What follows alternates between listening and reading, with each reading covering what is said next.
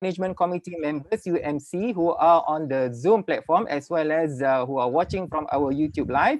And then our respected deans, directors of IIUM, respected senior officers, staff, and students of IIUM, and then respected senior officers and staff of IIUM Holdings Group Berhad, ladies and gentlemen, alumni, students, and staff of IIUM community. Welcome to our webinar today, where we will be discussing business and COVID-19, braving the turbulence. Inshallah, we have 4 panelists who are with us today, and 2 discussants who will be discussing the ideas, the concepts, the challenges that have been that going to be presented today. So without further ado, the agenda for today is that we're going to have short welcoming remarks, okay, by the organizers. So first of all, I would like to invite Associate Professor Dr. Azam Othman, Director of Alumni Relations Division IIUM, to give his welcoming remark. Falyatafaddal mashkura. Thank you, Dr. Irwan. Bismillahirrahmanirrahim. Honorable guest, Datuk Sri Dr. Nazrul Tani, Group Chairman of UM Holding Group, UMC members, our respected speakers, dean, directors, notable alumni, brothers and sisters. Assalamualaikum warahmatullahi wabarakatuh. Alhamdulillah, it is my great pleasure to welcome you to the Alumni Executive Dialogue 2.0. Ahlan wa sahlan.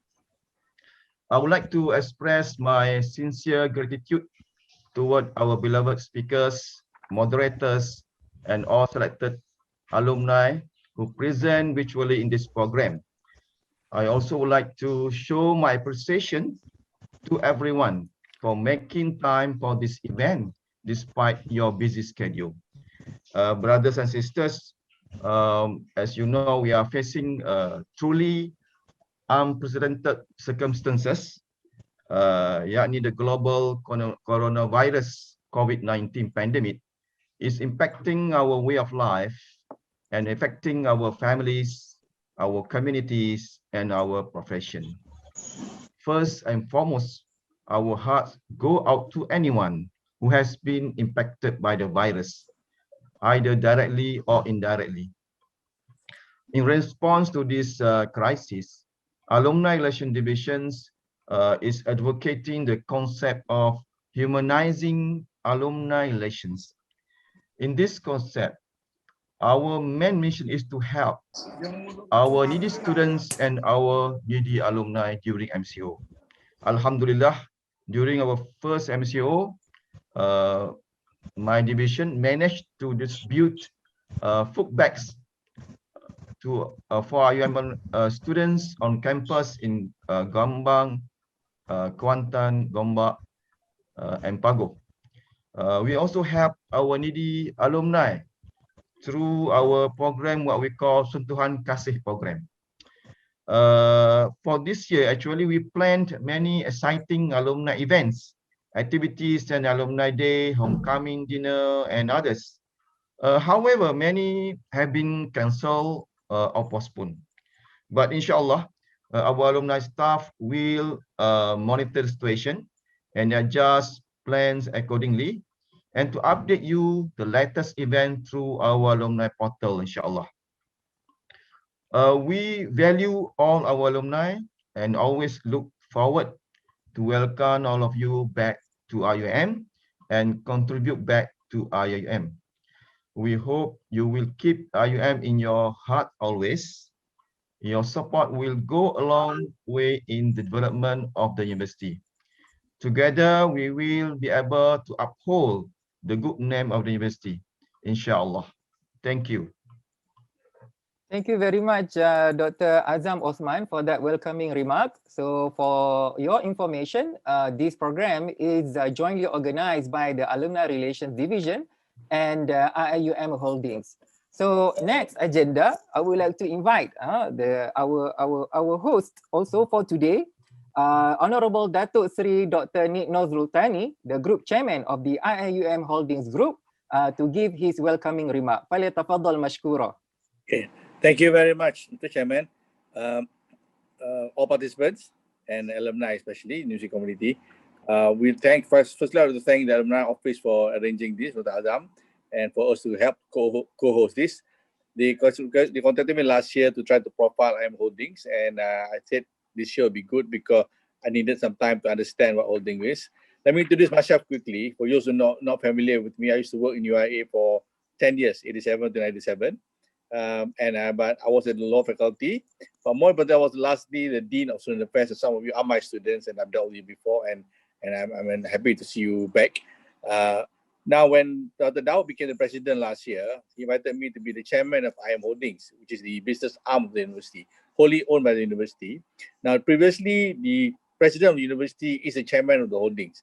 But Dr. Dao felt, and I think through the Ministry of Higher Education's directive, they wanted to separate that for governance. So I'm here as chairman, IM Holdings, and when UIA calls, you just respond. You don't question, you just come back. So this session is hopefully to help introduce IM Holdings and also to decide the topic which affects us all and it's important for us to learn. But more importantly for me, the message to alumni is this.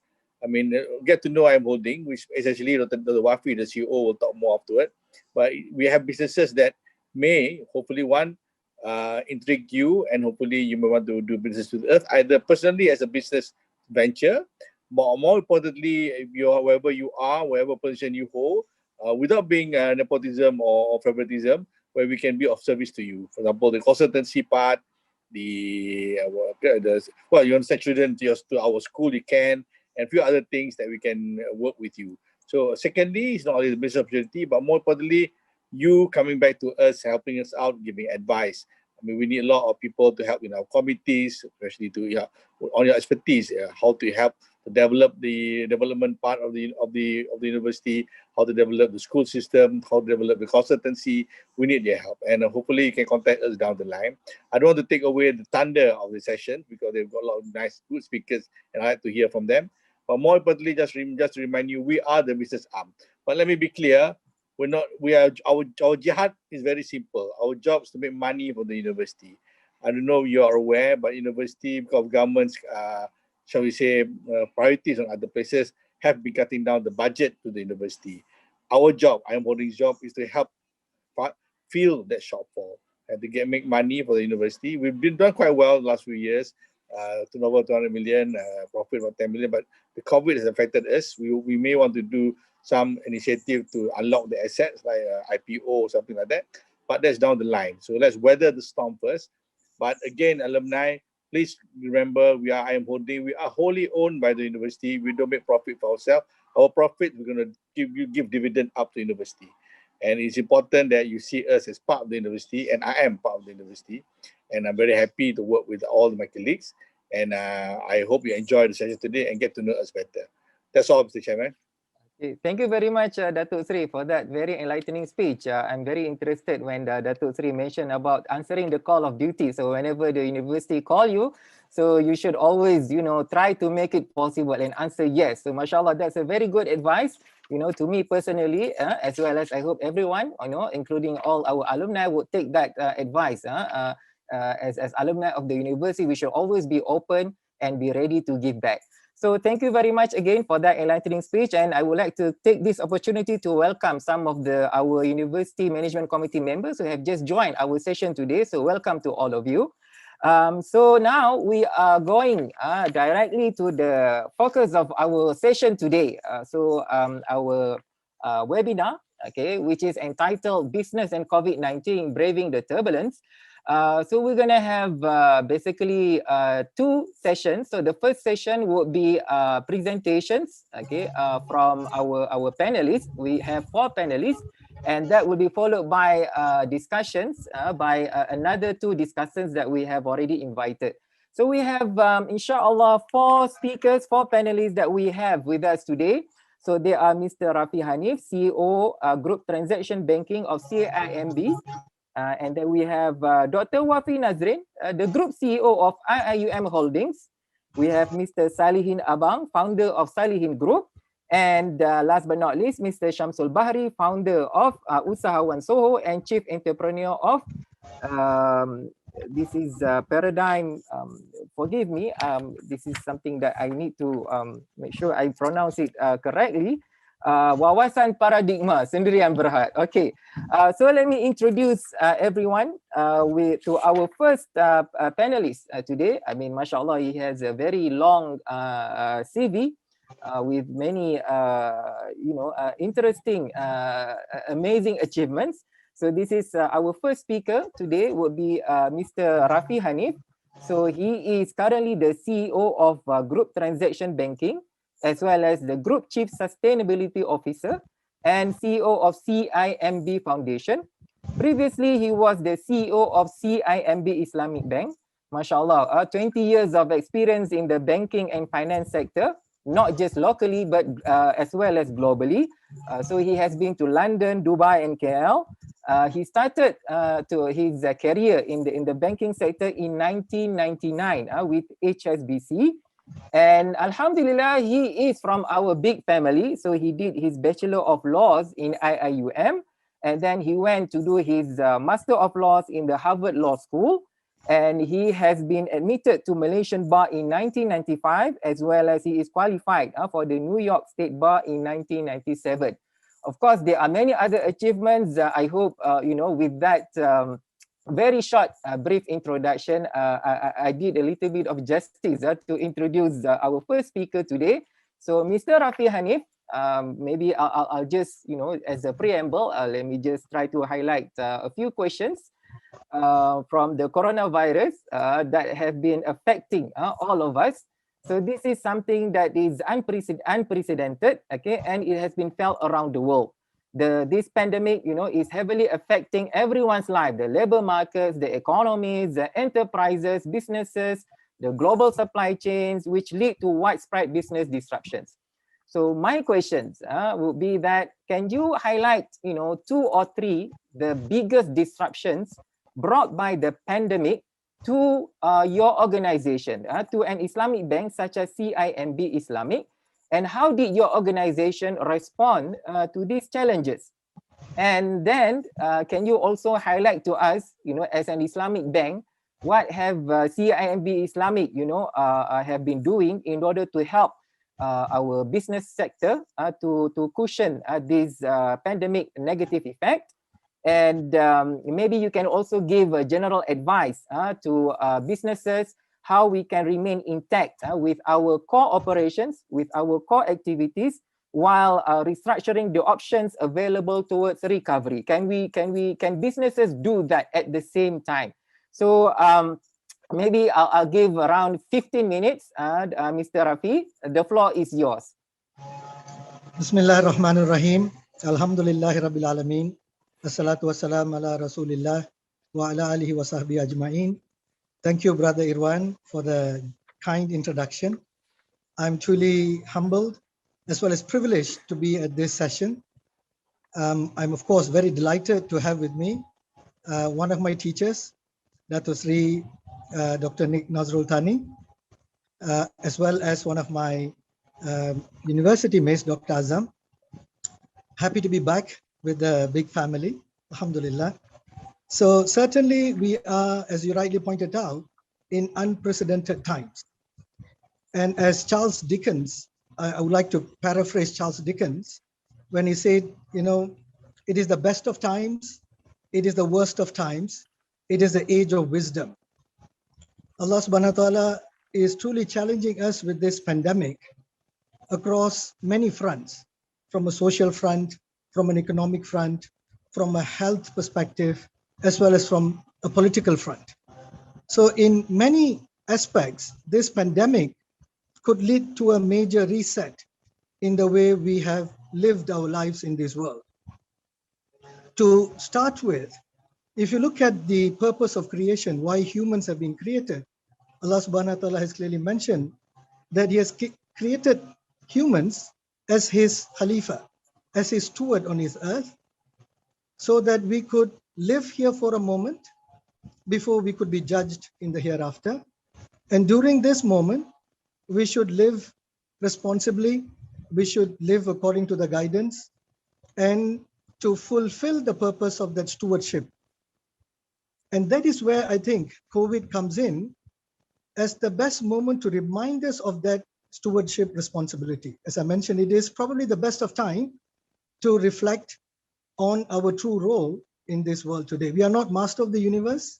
We are the steward of Allah subhanahu wa ta'ala on this planet. So if you look at what COVID has done from a economic perspective, you could see that due to the various constraints like MCOs, CMCOs, EMCOs, and so on, business has been severely impacted. So you'll either see a drop in revenue or no revenue. Some sectors, absolutely zero revenue. Some hotels have been closed down. Tourism-related enterprises have suffered very badly. Many others have seen a lower revenue. So you only have this dimension between low revenue and no revenue. This is the worst case scenario. Of course, some businesses are doing well. Those who are in the digital space, the last mile delivery space, the grocery retail industries have survived better than many other industries. So this has severely impacted. And if you look at last year, for the first time, we saw a contraction in our GDP by 5.6%.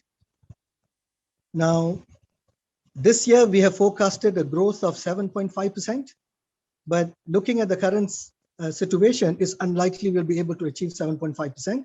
It's more likely to be within the range of 4 to 4.5%. So last year, if you look at when the MCO1 happened, for each day of lockdown, we had lost about 2.4 billion ringgit of GDP potential. And in MCO2, there was less severe lockdown. We lost about 400 million per day. And now, since 1st of June, although it's not as strict as a lockdown, although it is themed as a total lockdown, we are seeing, certain industries have been allowed to operate. So the total loss to the GDP is about 1 billion ringgit per day. So this MCO alone from the 1st of June till now could bring down our GDP forecast by 1%. So we are seriously facing a contraction in our economy, and this will definitely lead to businesses not able to pay the salaries to the employees. So the lockdown leads to lower revenue. The lower revenue leads to lower compensation to the employees. So you will find either the employees have been asked to take a lower pay. They may have to come for maybe half the month. And you will also see some have been asked to go on no pay leave or furloughed, and some have been terminated. So this then lead to what we call severe constraints on the consumption side. If you go back and look at what are the drivers for our GDP, the main drivers are private consumption or public or private consumption plus private investments and public expenses. So if the private consumption is dropping because people are no longer getting their salaries or they are getting half their salaries, therefore they will not be able to spend, and that will lead to a contraction of GDP. How then this impacts the banks? If you're getting half your salary or if you're not getting your salary, you will not be able to pay your utilities, your rental, your bank installments, and even pay for your basic necessities. That's why we are seeing a lot of food aid sponsors coming out to help the people who are in dire needs. So when banks face these problems, banks are not able to get those installments back, we need to find a solution. And I think the government acted swiftly back in April last year to give a 6-month moratorium. And this moratorium was automatic. If you have the capacity to pay, you opt out. So a lot of people took the moratorium. And last year, the estimate of moratorium was about 100 billion ringgit. So if you analyze the moratorium, that 100 billion, many of them would have lost their jobs or would have got a lower pay. That gives them a relief, but it doesn't give them cash. Meaning that moratorium is not going to help them to go and consume more. It will help them to survive, to float. Then you have the others, could be 20, 30, 40% of the population who were employed, the public servants, for example, and some in the private sector who were employed, gainfully employed, and they were getting their compensation, and they also benefited from the moratorium. This is like free helicopter money, right, being flushed out in the system, and they went out and shopped. And believe me, they did shop. And we saw a big jump in our, what we call financing, particularly on the household side. So last year, total industry growth in terms of financing was around 3.4%. But the biggest jump came from household financing growth, about 5.5%. So two factors helped. One is the moratorium create extra liquidity to those people who were employed and were getting their salaries, their paycheck.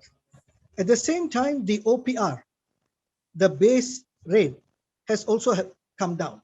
If you remember last year, the central bank reduced the OPR by 75 basis points over 3 rate cuts.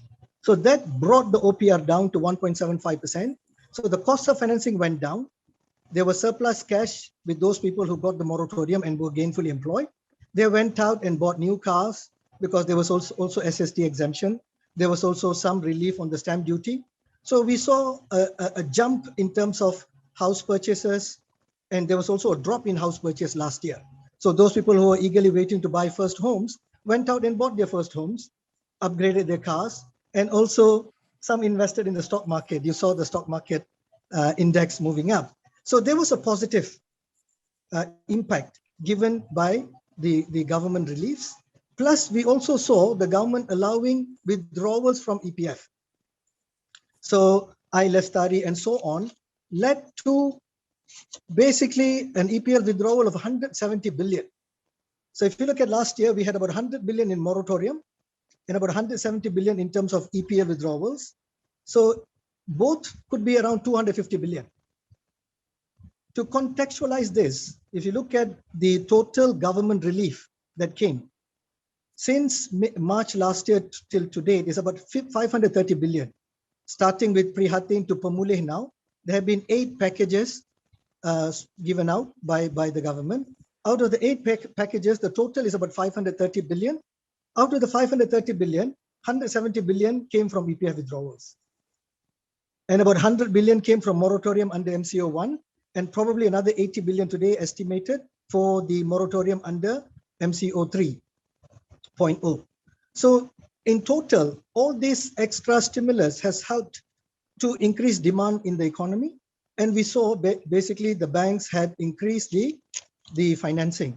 Now, this is how banks can help. We are financial intermediaries. And when we see opportunities, we go out and help people to own their homes, their cars, and so on. But what is really crucial to understand is that, can this continue this year? Are we going to see another EPF withdrawal, right? How much of this moratorium is going to help to further stimulate growth? So last year, whilst the loan growth was 3.4%, 5.5% was contributed by the household segments. Only 0.5% came from business financing segment. So that means the businesses are not growing. If the businesses are not investing for future growth and only households are spending and taking financing, we are on a train that is leading to a crash, potentially. Unless we are able to stimulate the real economy. How do we get the real economy to pick up and grow in the right segment? Because as I mentioned, whilst it is the worst of times for some segments, COVID gives opportunities for some segments. The silver lining from this pandemic is a lot of the digital platforms have really thrived. Even in our bank, in CIMB Group, we are seeing more and more people are moving to digital.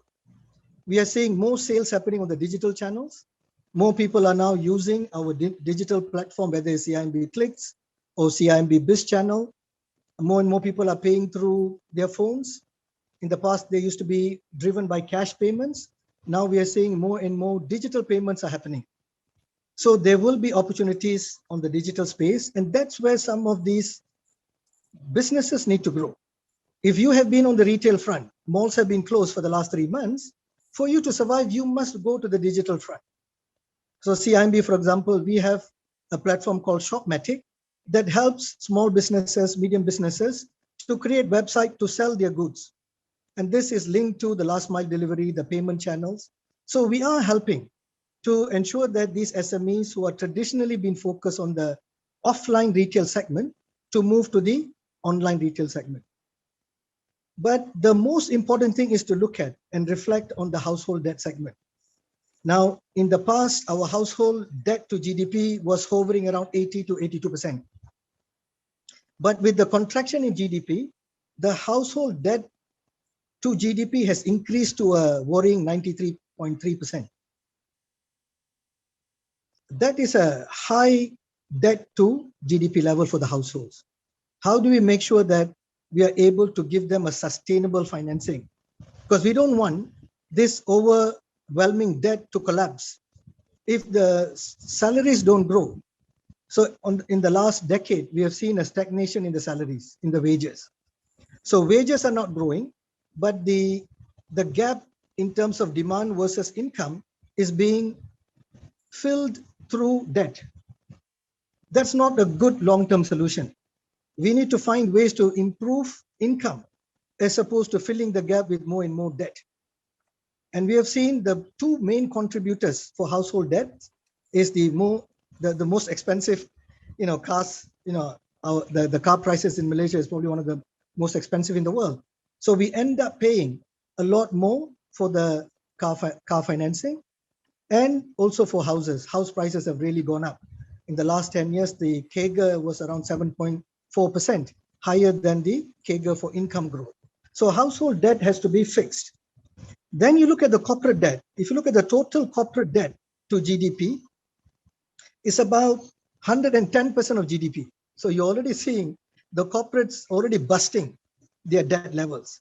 So of course, there's some room. Not all corporates are highly leveraged, but we need to see how there could be more sort of a risk-sharing participation. This is where I think Islamic banks can come in and make a difference if we can contribute more risk-sharing participation.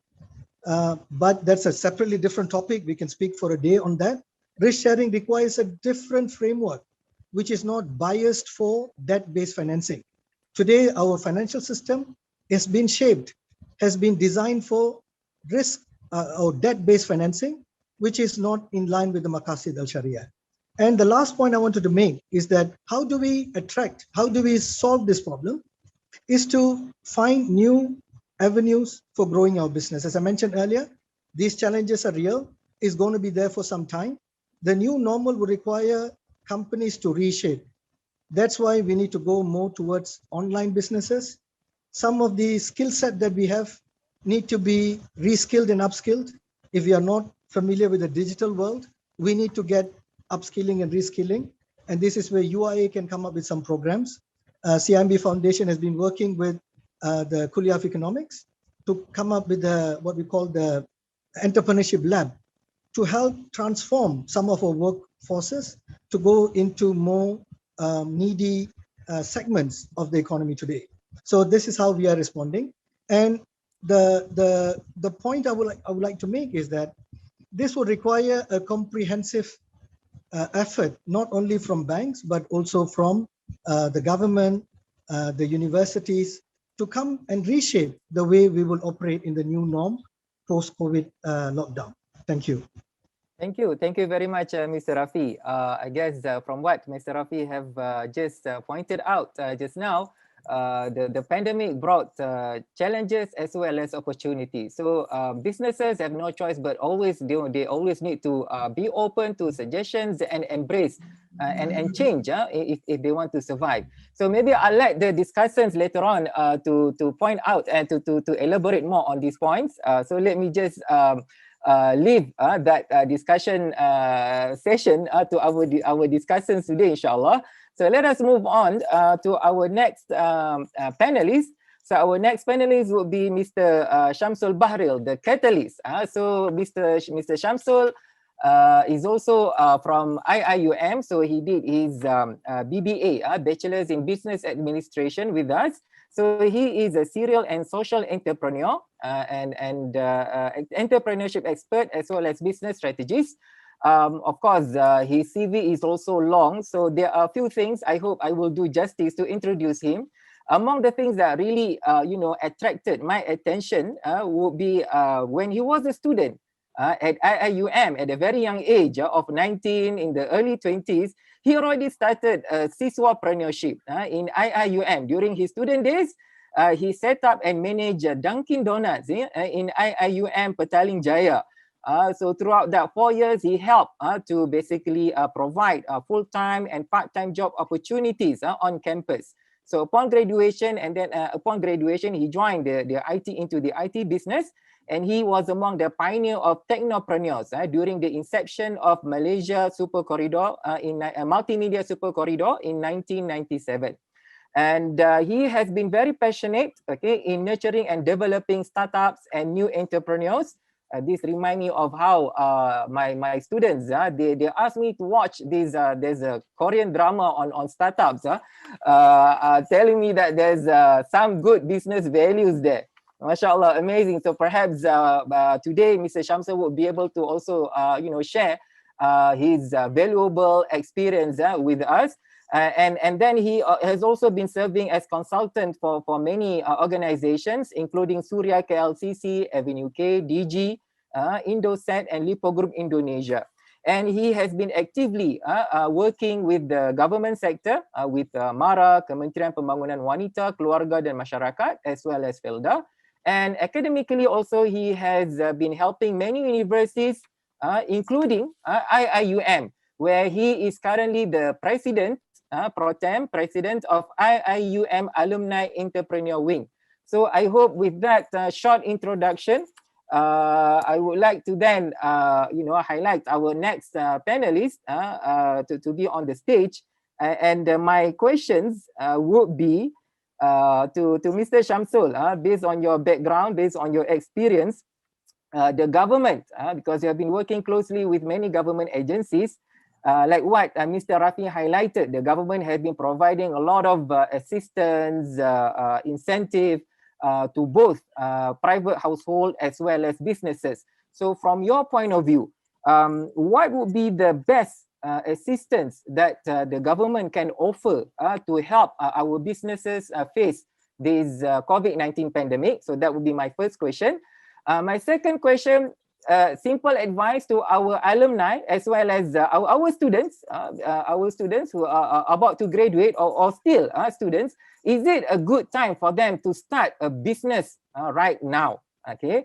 And lastly, my last question to Mr. Shamsul would be, can a social business, business with the kind of a noble ideas, objective to contribute back to the society, so such social business entrepreneurs, can they continue to sustain the challenges and the difficulties during this COVID-19? So those are the three questions. I hope you can help me to share your views on this. Welcome, Dr. Shamsul. فليتفضل مشكورا.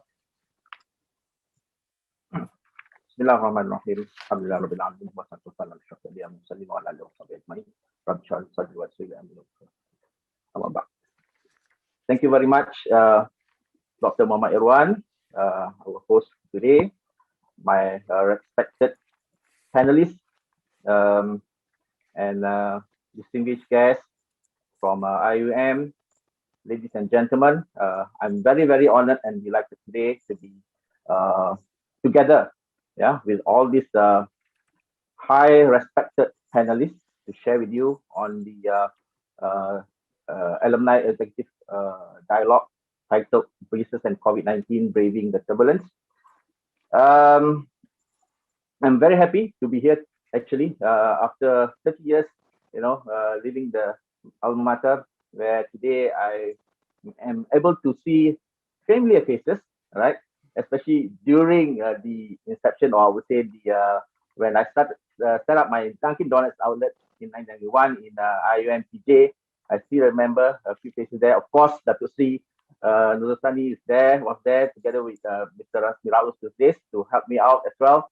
And Datuk Zailan as well. Yeah, I think he was at MSD at that time, if not mistaken.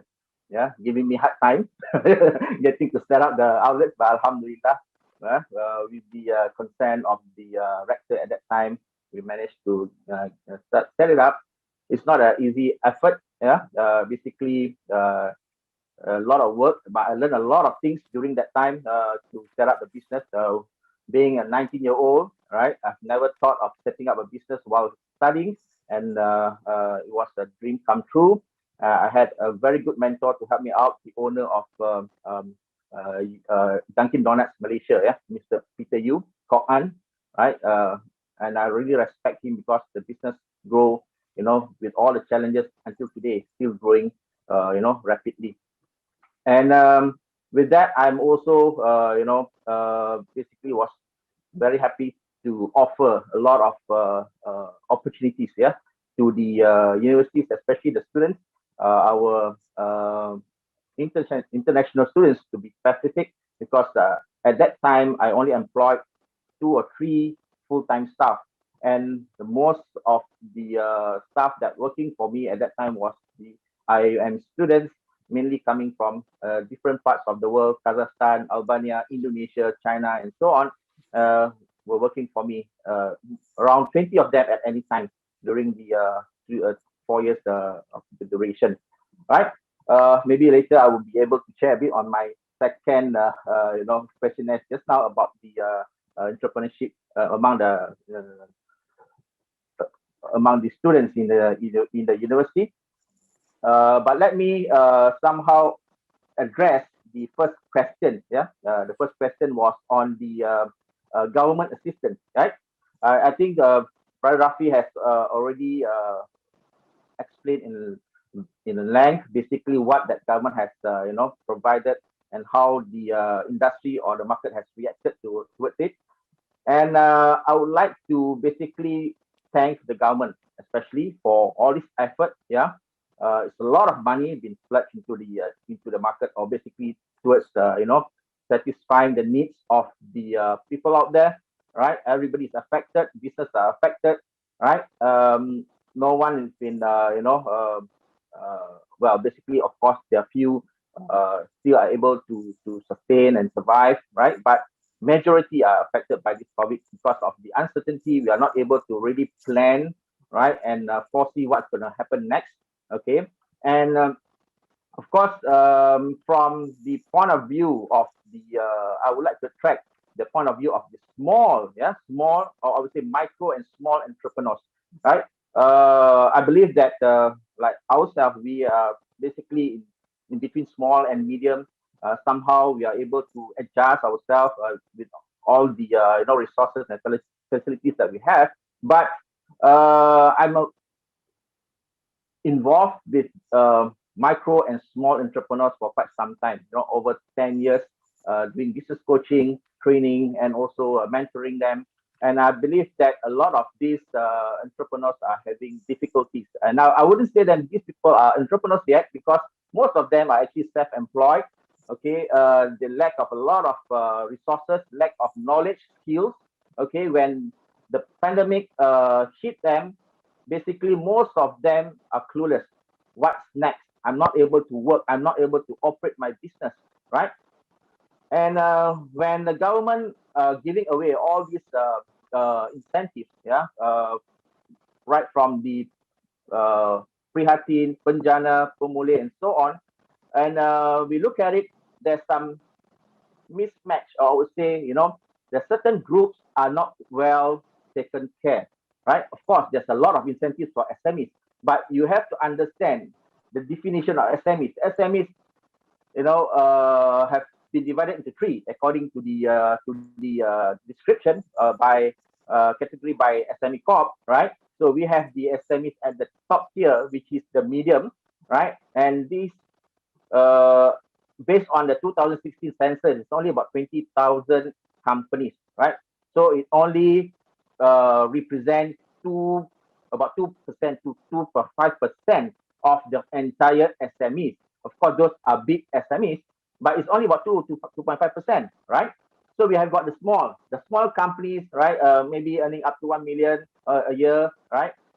Turnover. So these companies are about 100,000 in the market, which is about 20%. But the biggest, that constitute the whole SMEs industry are the micro entrepreneurs, right? So basically, it's about 900 to 1 million. Sorry, 600,000 to 700,000 altogether, because we have almost 1 million SMEs in Malaysia. That is based on census. But bear in mind, the actual fact, we have got about 5 million micro entrepreneurs. Oops, I think maybe can the secretary check, Mr. Shamsul?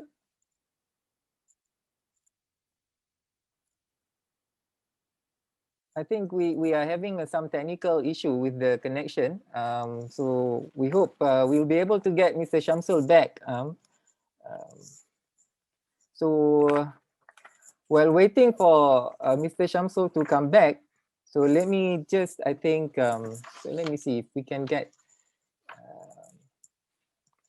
okay, so hopefully we'll be able to solve that soon. So let me just then continue with our discussion for the sake of time. So hopefully when Mr. Shamsul come back, he can continue answering my questions. Okay, so our next panelist would be, so this is also an alumni of IIUM. So let me just read his biography a little bit. So he did his Bachelor of Accounting in IIUM in 1997. And then he continued with the Master of Science in Accounting in 2008. And he is the founder and managing partner of the Salihin Group. So of course, we have Mr. Salihin Abang with us today. So he is also actively contributing in the academics. So with regard to IIUM, so currently he is a member, okay, of Board Risk Committee IIUM, the latest appointment. So congratulations, as well as I think he is also involved actively with IIUM. Giving consultations and advice, and besides IIUM, he is also involved as an adjunct professor in UMT as well as UUM, and he received an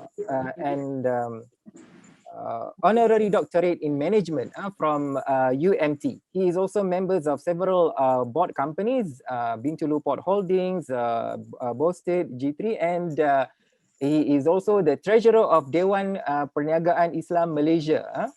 And previously, he was the president of Malaysian Institute of Accountant, MIA. So maybe then I would like to then read some of the questions that I want to ask Mr. Salihin, since he is actively involved in the auditing and this kind of field.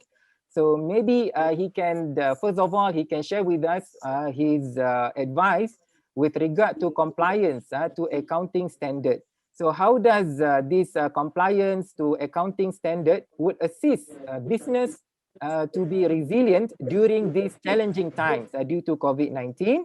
And how does this good governance and transparency in business reporting be useful? And my next question will be, what are the best ways to instill confidence? Because like what Mr. Shamsul mentioned just now, there's a lot of uncertainties due to COVID-19 that makes many businesses, are facing negative, making it hard for them to sustain their activities. So what would be the best way to instill confidence among the public? Okay. And last but not least, can you also highlight some good business practices as well as perhaps some bad business practices that should be avoided by businesses? So those are my three questions. I hope Mr. Salihin would be able to address them within the short 15 minutes. فليتفضل مشكورا. Thank you, Dr. Iwan. Assalamualaikum warahmatullahi wabarakatuh, and very good afternoon to all. In fact, I'm very humble also and very grateful also for the invitation by our alumni division. Okay, good to be here also. I'm graduated in 1997 And then I think the first batch was actually moving from PJ to Gombak. It was more than 20 years ago. So as Dr. mentioned just now, I think my passion is always involved in many things. For example, in education also. So I involved in a lot of university also, giving talk, they motivate the student also to actually to do many other things apart from what they are doing. For example, in accounting, so you don't actually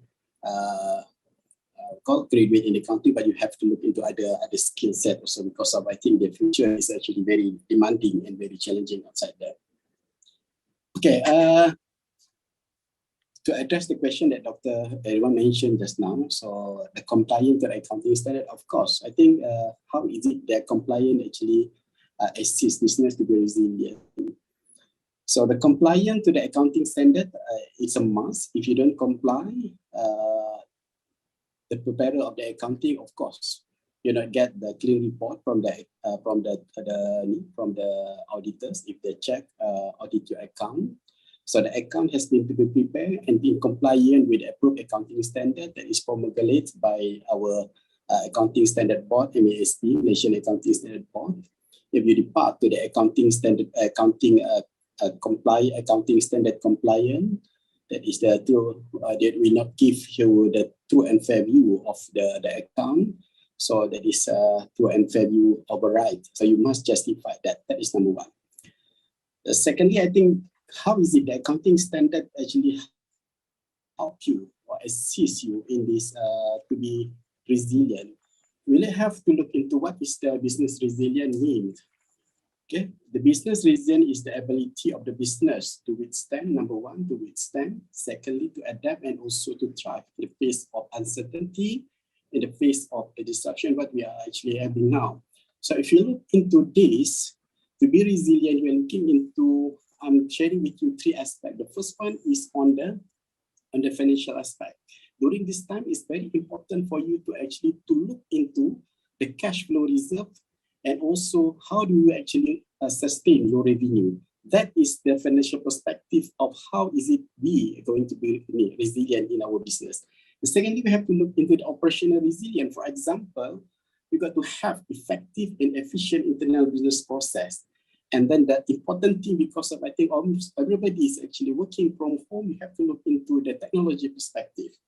Because everything is digital, and most of us actually working from home, and working from home is a norm now, that we have to ensure the digital asset is protected, and it is the governance, the digital governance is in place.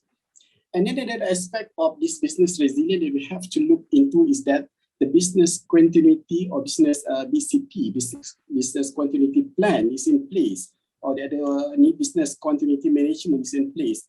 And then that also will actually contribute as one of the factors that actually contribute to the business resilience. And on top of that, to be resilient also, the good governance will ensure that a system is in place.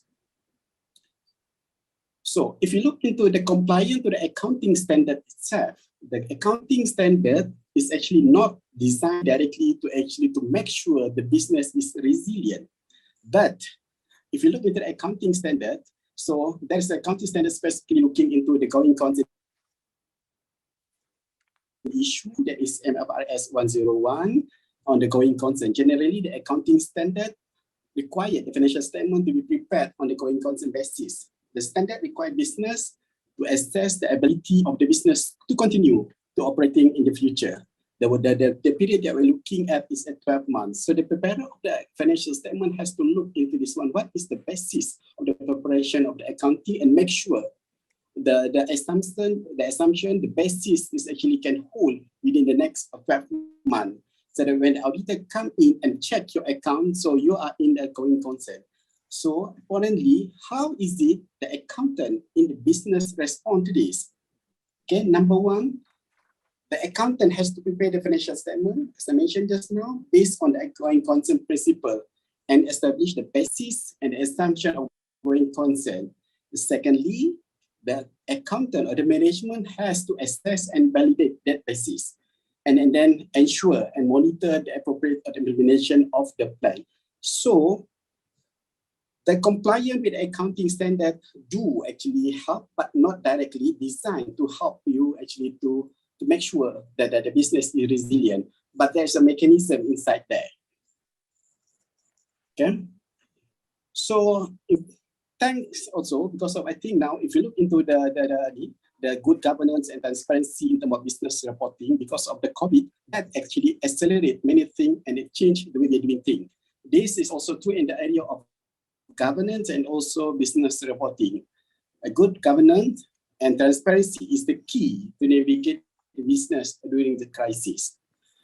If I can actually refer you to the IFAX article that is produced in 2021, that is they mentioned in the article that during the pandemic, the cyber crimes and fraud increased globally. In the US itself, cybercrime report nearly doubled in 2020 according to the FBI, and the UK saw at least 30% of increase in the cybercrime. And at the part, like example, Latin America, cybercrime actually spiked up to 80%. So during this pandemic, actually the fraud risk actually increased. So the governance, transparency in terms of reporting is very important for you to actually increase the confidence in the market. Okay. So what more now because of the issues? For example, you got to work from home. Some of the rules and also some other rules and regulation are relaxed.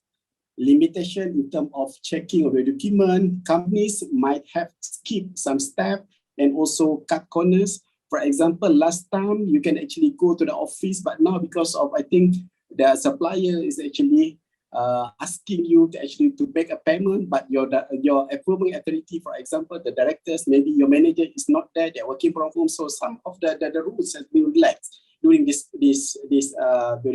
pandemic. So that actually increased the risk of fraud because of the limit of authority maybe is actually reduced in terms of approval, for example. Some of internal control, for example, because of, I think we used to have the internal control in the office, but now we are shifting that, the office, the home will become the office now. So that actually limit in terms of there's possibility of actually internal control breakdown also then. So that actually bring to us how is it we can uphold the good governance and transparency in the business reporting.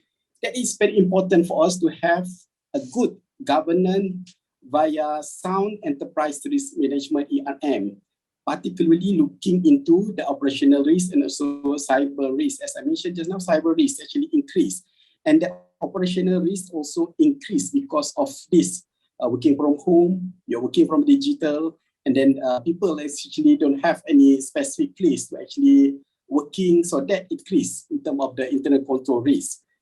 And then another thing that you have to look into is that you have to actually review and actually the implementation of BCM. In my other company that I've involved in public listed company, because we never actually experienced this kind of thing. So some of their business continuity plan or BCP or BCM is already outdated because they never in the business in review because they never in the crisis. So some of the company actually they don't have this BCP or BCM in their enterprise risk management. So we have to look into this one. If we don't have better, have one, and then actually because of I think now we get to actually get the business run, and then I think the failure in terms of stopping the operation is actually a disaster for a company. So another thing that you have to do during this crisis, actually the channel of communication, you got to be careful. Also, you got to open your channel communication, your stakeholder. You get to talk with your supplier. We get to talk all with the regulator. You get to talk with your employee, your employee also. Because the company that I'm involved for your information, we are in the various services. We are actually badly affected by this crisis in terms of the cash flow, in terms of business, and then that is actually double up because of the political uncertainty that happening in Malaysia now. So everything is there, and I think that actually poses us to a high risk in terms of the solvency of the company, the going concern of the company, whether we actually can pay all our debt, all our suppliers, so that become the issues that we are facing. So during the crisis, very important for us to be transparent in our business reporting. We are transparent with our stakeholder, transparent also with our employee. Because of, I think this is the key, how we manage the crisis and be transparent with them in everything we do during this crisis. Okay, the other thing is that I want to touch also how the best way to instill confidence among the public on the business ability to continue going forward. People ask me, what is the best business during COVID-19? My answer is business of doing good. It's always the best business. What do you mean by that? They're asking, mean what you say and say what you mean. This is our religion also talk about this amanah and accountability. This value you apply in your business, you embed in your mission and mission. You ingrain it in your vision and mission in your strategy, then see the value creation of this. I want to talk also because of now, I think we talk about the confidence, you're talking about the perception. Now, I think because of social media, everybody become expert in many other things. For example, if we talk about COVID, about the vaccine, everybody become an expert now. So they just put a handphone in front of them, they do the video. And suddenly we have so many what I call unauthorized or expert, quote unquote, expert in vaccine, expert in doctor, saying many other things. So this creates the profession, the perception, and if it's not actually communicate and manage properly, that which actually affect the company in the long run. This is, I think, what is important. I think in terms of the company, how we manage this thing, so that the perception will not actually affect the business, especially in terms of the ability for us to move forward. So in this case, I think in the accounting perspective, we have what doing good. You have read, read also. You have listened also. One of the example, I think last month, one of the sovereign fund, BlackRock, actually vote against the independent director of Top Global. This is published because of, I think, they feel in terms of ESG. You know? And then people talking about the transparency in business, about climate change reporting. We're talking about the 3 Ps, people, planet, and also profit. We are not talking about the business and the shareholder also. So that is the quite diverse division in terms of the expectation of the stakeholders now. And then if you look into the reporting now, it has moved into the integrated reporting. We're talking about the value reporting now. Climate change. Also, the people outside there is actually demanding us to actually not only reporting on the financial matter, but also non-financial matter, which is very valuable for them actually to make a judgment whether they're going to come in as an investor and they work with you in the company. That is very important now. And then I think to instill the confidence also, the compliance with regulation, rules and regulation is very important. And then you have to actually deal with a credible business transaction and partner. I give you the example because the company that I'm in, I can mention it. You can just now, I think Dr. Iwan mentioned just now, I was roped in to this company 2 years back in Baustad. Okay, Baustad actually owned by LTAT. We have 4 public listed companies. So the one that is actually the most problematic is actually Baustad heavy industry. So we do the MRO for the submarine. I've been to the submarine. Yeah, to share with all of you, the submarine actually can okay, boleh menyelam. That one is no question on that. And then we are into the MRO of all the warship, which is so you can look into that. That company is the most problematic, and it's a good case study for me also. You know, because of all the accounting issues that all the, at the end of the day, I think you have read also, we have made our press statement also. We are actually lodging a report to the SPRM on certain because of the legacy issue and all these things, all add up inside all the issues, I think, add up.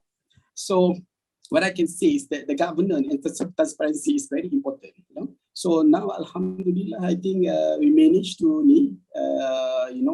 is in the paper also about our LCS, literal combat sheet also. There is government going to actually proceed with the project also. So with that, it's very important in terms of the PR, in terms of business reporting, in terms of how we communicate with our stakeholder, the government, and also our supplier, because we owe them. We are some sort of international company also, because a lot of our OEM is actually overseas. So that's why I think for you to instill this, the confidence or dealing with a credible business transaction and partner is very important. So some of our supplier OEM, if you actually Google it out, some of them is actually, they are involved in many corruption in other part of the world. So we have to deal with one, we have to convince the government, so we are able to do this, we are able to deliver the project. So Alhamdulillah, the government actually proceed with us. Okay.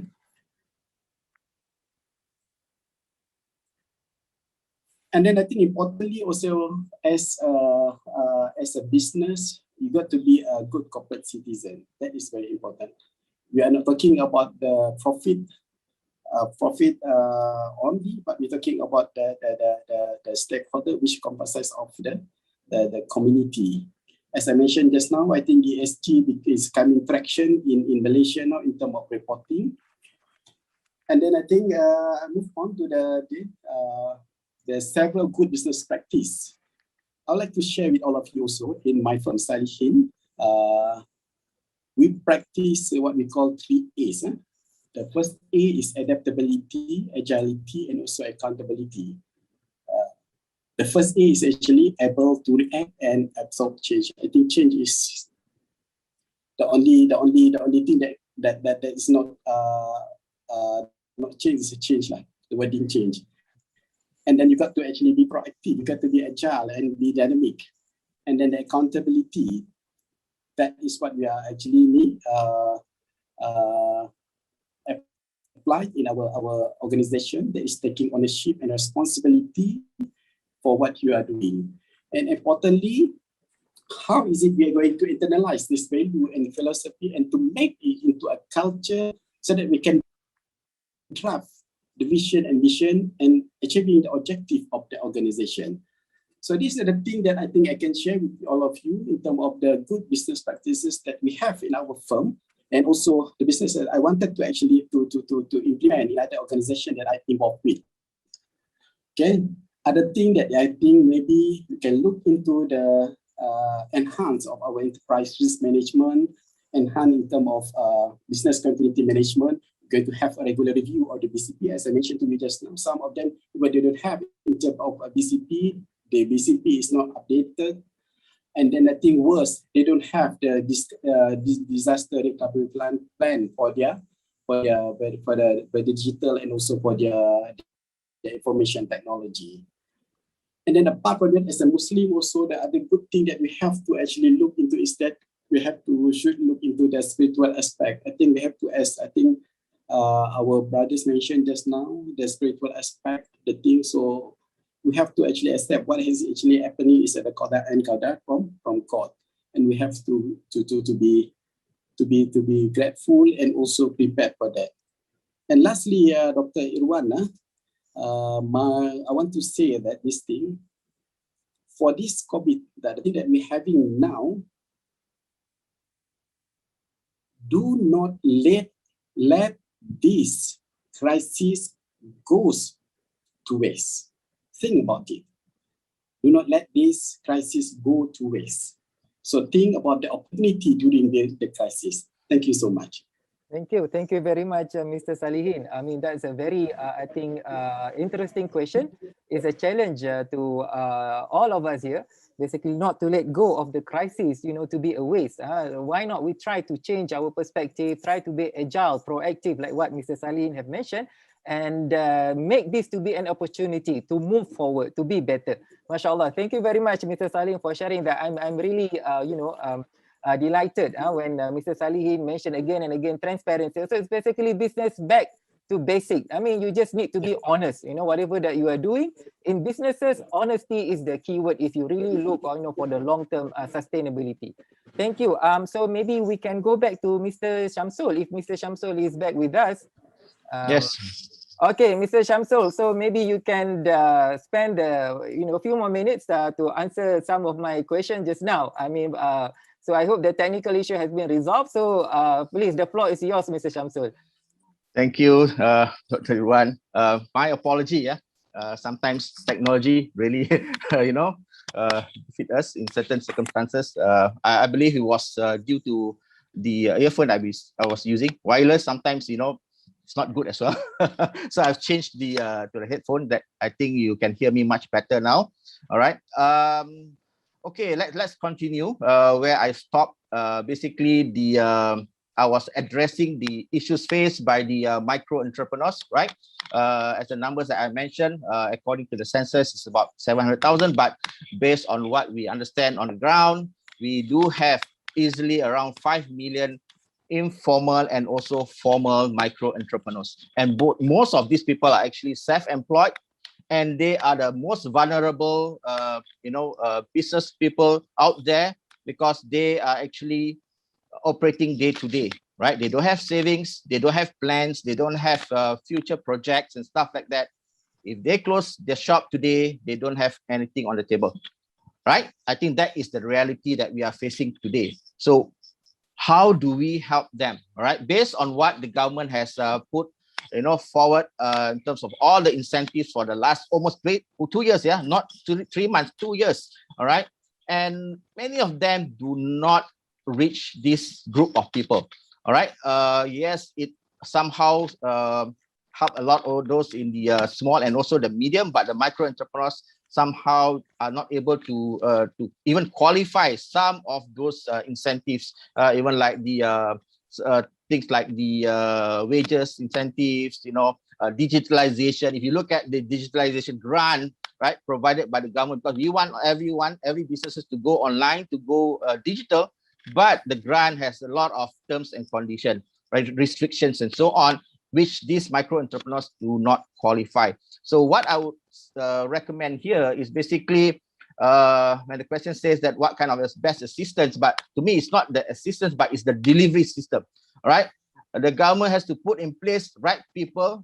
Policy makers should not come from only the executives that sitting in the room, right? They have to bring in those people from the ground to talk to them and formulate the right formula and also incentives to be given to these people. To be honest, it's very, very simple. You don't have to come up with 40 incentives that somehow confuse people, and these people are not able to find and like looking for a needle in a haystack, right? Where are these incentives is suitable for me? By right, it should be like, okay, it has to be targeted, right, to address these issues. Basically, it's very simple. If you look at, let's take 1 million micro entrepreneurs, how do you support them? Basically, they need to survive for the next 3 months before anything can happen, on the next course of action by the government, right? So you need to offer the incentives for them to survive. Survival is very, very important for these people, all right? And the next incentive that supposed to be given to them is the business continuity incentives, right? How do these people need to move on, all right? And that's why what I mentioned earlier, this group of business people are having a lot of, difficulties in terms of resources, lack of knowledge, skills, connection, networks, and so on. So these are the elements that the government should be able to put in place, right, in terms of budget to address all these issues. Okay, and of course, the next one, we are not only talking about living today. Today is past. You need to live in the future, right? Like what Jeff Bezos says, yeah, his team, every one of them are living in the future, right? So we need to teach how to these micro entrepreneurs how to live in the future. They have to think 1 year ahead, right? What is going to happen to them 1 year down the road? Okay, not today and not tomorrow. All right, so they have to start planning. So I can just give example. While we are being cooked at home, right, not doing anything, there should be an incentive to reskill and upskill these people. All right, I've been studying a lot of entrepreneurship programs being offered by many parties, right? Especially government agencies. There's a lot of actually gaps, yeah, in terms of the entrepreneurship development programs. Okay, majority are offering management, yeah, business management, so-called trainings and courses for the entrepreneurs. But unfortunately, these micro entrepreneurs, they are not ready for that. What they need is basically there's something, not only the micro, but even the small entrepreneurs. I've met a lot of them when I've been doing business coaching for them, right? Some of them have been operating for 20 years, but when we talk to them, we sit down with them, basically they are zero, right? That's the reason why after operating for 20 years, they are still there, at the same point, doing the same thing every day, okay? So I like what Brother Rafi has mentioned just now when he mentioned that the initiative by CIMB Foundation to offer, working collaboration with the university to set up an entrepreneurship lab. And that is also what I'm looking at to somehow close the gap. There's actually 3 components when it comes to entrepreneurship development, which is the entrepreneurship, management, and leadership. There's so much focus being put in place for management, but none has been put in place for entrepreneurship. And of course, leadership comes later, which normally the small businesses does not really get this kind of training. Normally the corporates are, having that through HRDF and so on, right? So the entrepreneurship elements, where the most important thing why many micro entrepreneurs or entrepreneurs are not able to scale is the entrepreneurial mindset.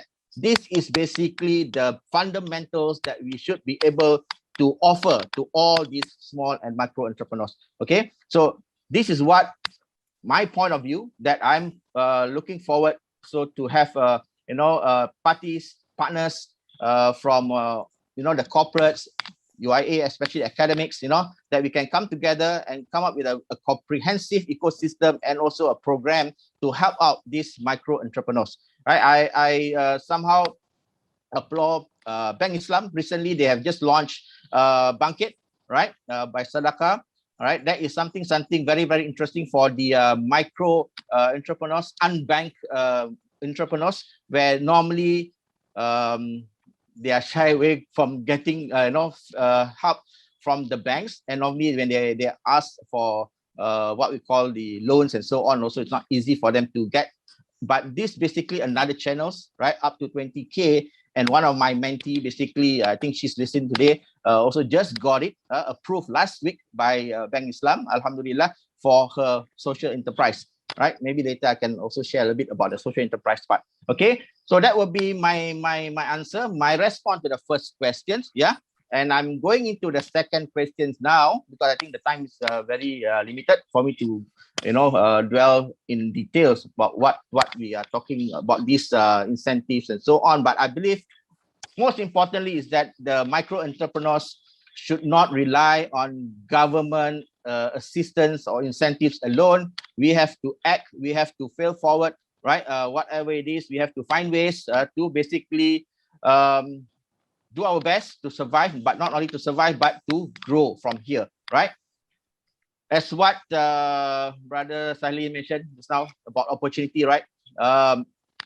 Basically, we have what we call this a saying in Chinese, the Chinese draw crisis with 2 stroke of brush, and one says that, meaning danger, and the other one means opportunity, right? So now, honestly speaking, opportunity always there during turbulence, right? During crisis, during recession.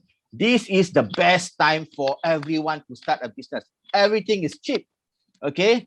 And honestly speaking, for the last 1 month during the pandemic, the entrepreneur that I mentioned just now, the social enterprise, we've been working closely with many parties, and we got a very, very good offer from Prasarana.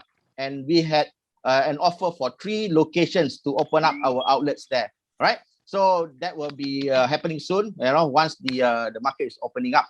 Okay, for the students, I will advise basically this is the best time, not other, during the pandemic, there's a lot of opportunities out there. You should be able to look at people looking around for a lot of business opportunities, opportunities to make money, right? And it's not that the economy is bad in a sense that people are still earning money, people are still spending. We need to spur the economy by spending, right? So we cannot say that everybody is keeping their money at home and in the bank, right? They have to go out and spend. So in other words, you have the market there. So what you need to do is that you must be able to know to find the right business model, the right market, or the right segment for you to identify.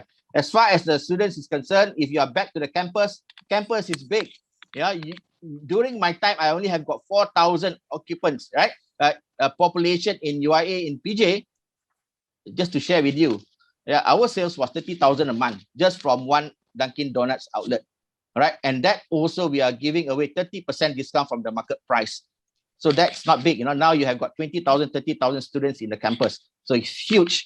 Of course, for IIUM holdings, universities, I would encourage you to give more opportunities, for the students to participate in the businesses in the universities rather than giving away 100% to the outsiders. Let them train, and this is what I've also shared with Dr. Rusaniza, right? Since that I'm already involved with EDC. So we want to look at how that we can have this collaboration between students and the enterprise out there. Yes, we allow them to open business in universities, but let them manage, let them run and learn how to be an entrepreneur. That's how I was trained, 30 years ago in UIA. And I'm very, very grateful that until today, I've never created any resume. I've never used in fact, I have never taken my transcript from the university also, because I don't really need that, because I'm an entrepreneur until today, right? Okay. And the last question quickly, very sorry, was on the social enterprise, all right? Okay, I just want to highlight a little bit about, because I was also involved with social enterprise, and a lot of people has misunderstood about social enterprise. They always equate social enterprise like CSR, right? Helping out people, trying to seek for funds from corporations and so on. No, that is totally wrong. Okay, from my perspective, social enterprise actually is more difficult than normal business, because firstly, they have to stand on their own. They have to be profitable, right? So only then they are able to help others, right? There's some guidelines, how many percent should be given back to the community and so on, because social enterprise is community driven, right? So I always advise my mentee doing social enterprise that you must make sure that you run the business like any other businesses before you can think of the people or the community that you want to help and assist. Yeah, for my mentee Coffee for Good, what they are doing is basically to run a program to help the undeserved youth, unemployed youth, right? To train in the coffee industry, right? We train them to become barista. We train them to be in the F&B industry. And what we did that we look for employers and provide job placement for them. That we have been doing that for the, I think almost 2 years before the pandemic. But you see, what happened is this: during pandemic, we cannot run this program, and we cannot also operate our cafe. During last month, we already closed one outlet coffee kiosk at Makan Bas at Masjid Jame', but we didn't stop there. So we have to move on. So we need to have a short term and long term. So immediately we shifted that to what? So what she did, she moved the business online, right? So with multiple channels, support from Maxi, support from Huan Leong Foundation and so on, she managed to do that online with all the products that she has. Not only limiting to coffee, but also the other related F&B products, right? Then she also moved into things like helping the frontliners, right? With the product that she has, right? Then she also helped to provide that for the frontliners. But at the same time, right now, she's also working for the next 3 months to 1 year projects. You see, this is how business or entrepreneurs should be working on. So Thank social you, enterprise is still there. Mr. All right, thank you. Shamsul. All right, Okay, Dr. okay. Irwan, I think that's what I can share with you. Very sorry. All right. Okay, thank you very much. I mean, it was really fascinating to hear all these your experiences, but unfortunately, because of our limited time, I have to cut you short so that we can also have the time given to other panelists. So last but not least, we have Dr. Wafi Nazrin, Dr. Abdul Hamid, our very own group CEO of IIUM Holdings. So he is currently the chairman of Talent Corp Berhad, a company wholly owned by the Ministry of Finance Incorporated to basically improve and strengthen the talent pipeline in Malaysia. And he has vast experience in the corporate sector.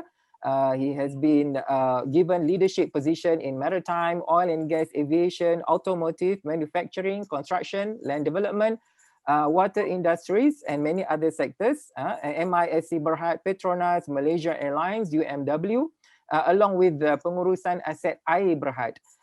So he is also a member of the 13-member advisory council chaired by the former Chief Justice Tun Arifin Zakaria for the Asian International Arbitration Center, AIAC. And he is also from our own family. He graduated from IIUM with a first-class degree in law, and he twice won the British Chevening scholarships for his Masters of Laws from Cambridge University, as well as a PhD in law from Southampton University. So without further ado, let me just try to read some of the questions that I would like to address to Dr. Wafi. So as the group CEO of IUM Holdings, since we are involved in education sector, and we know that education sector, as part of the service industry, is heavily affected by the pandemic. So can you share with us the experience that IIUM Holdings, have been facing, the challenges, as well as how are we going to overcome these challenges? So that would be the first question. And the second question, maybe you can also share what will be the opportunities that IUM Holdings can offer. I know just now Datuk Sri Dr. Nozul Tani also shared briefly what are the opportunities that IUM Holdings can offer to our alumni in order to, especially those who own businesses, to also overcome this challenge. So, falyatafaddal mashkura. Bismillahirrahmanirrahim. Assalamualaikum warahmatullahi wabarakatuh. Dan selamat datang. Kami Suhali Kadri Wasri Amir Halul Patan Tani Yaqub Audi. Ismi Wafi Nazrin bin Abdul Hamid. Umri Salasa wa Khamsin Sanawat. Askunu fi Sha'alam. Wa ana Salih Sabiq min Al-Jami'ah Islamiyah. Thank you. I couldn't resist but trying to speak my Arabic. I think we all did some. I think the level was LQ220 or something like that. So confirm you are A. Confirm you are A. Well, confirm you are A. Sorry, my Arabic not so good. I was from a non-Arabic school, but we liked it very much, the study Arabic. And I was from, I think, the early batch. I was in matriculation in 1986. At that time, we were in the wooden classrooms.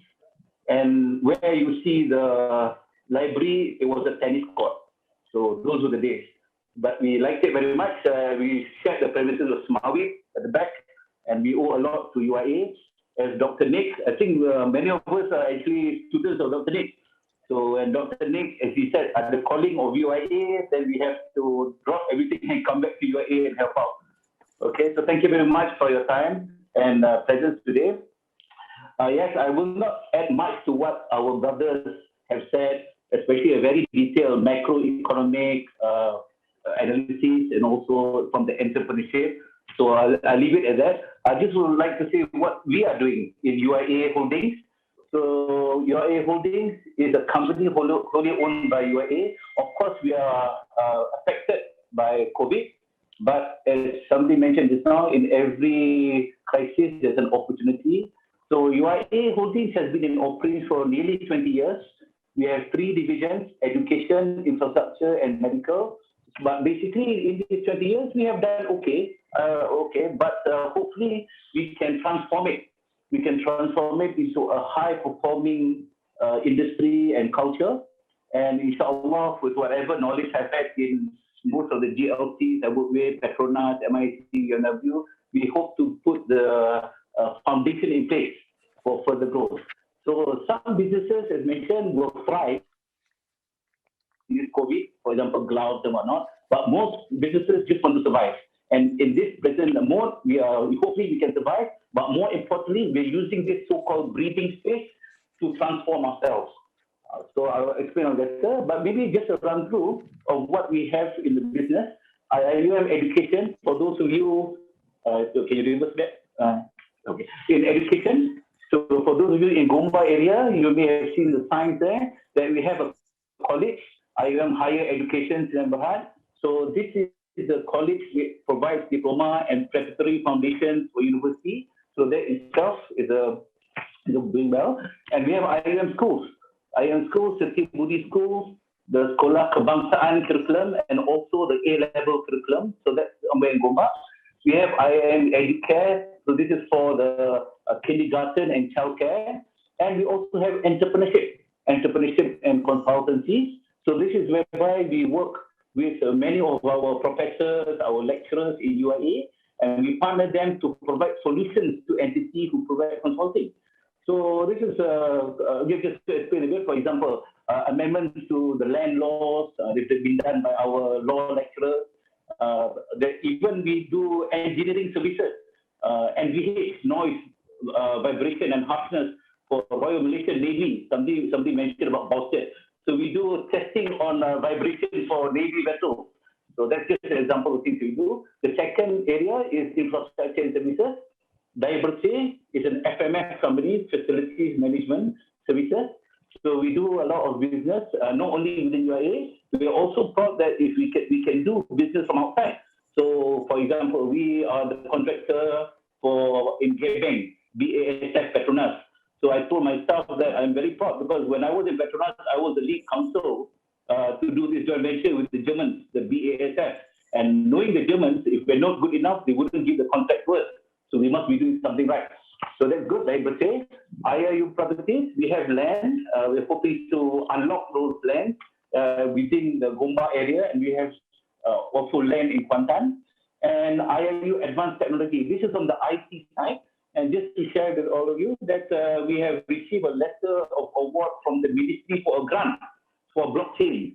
Blockchain for all your, what you call it, the transcripts, ijazah. So somebody is saying, Brother Shamsul, he didn't bother to take his degree. But going forward, inshallah, all degrees in Malaysia will be via blockchain. And we are the ones doing it as a consultant behind for all degrees for IPTA and inshallah IPTA.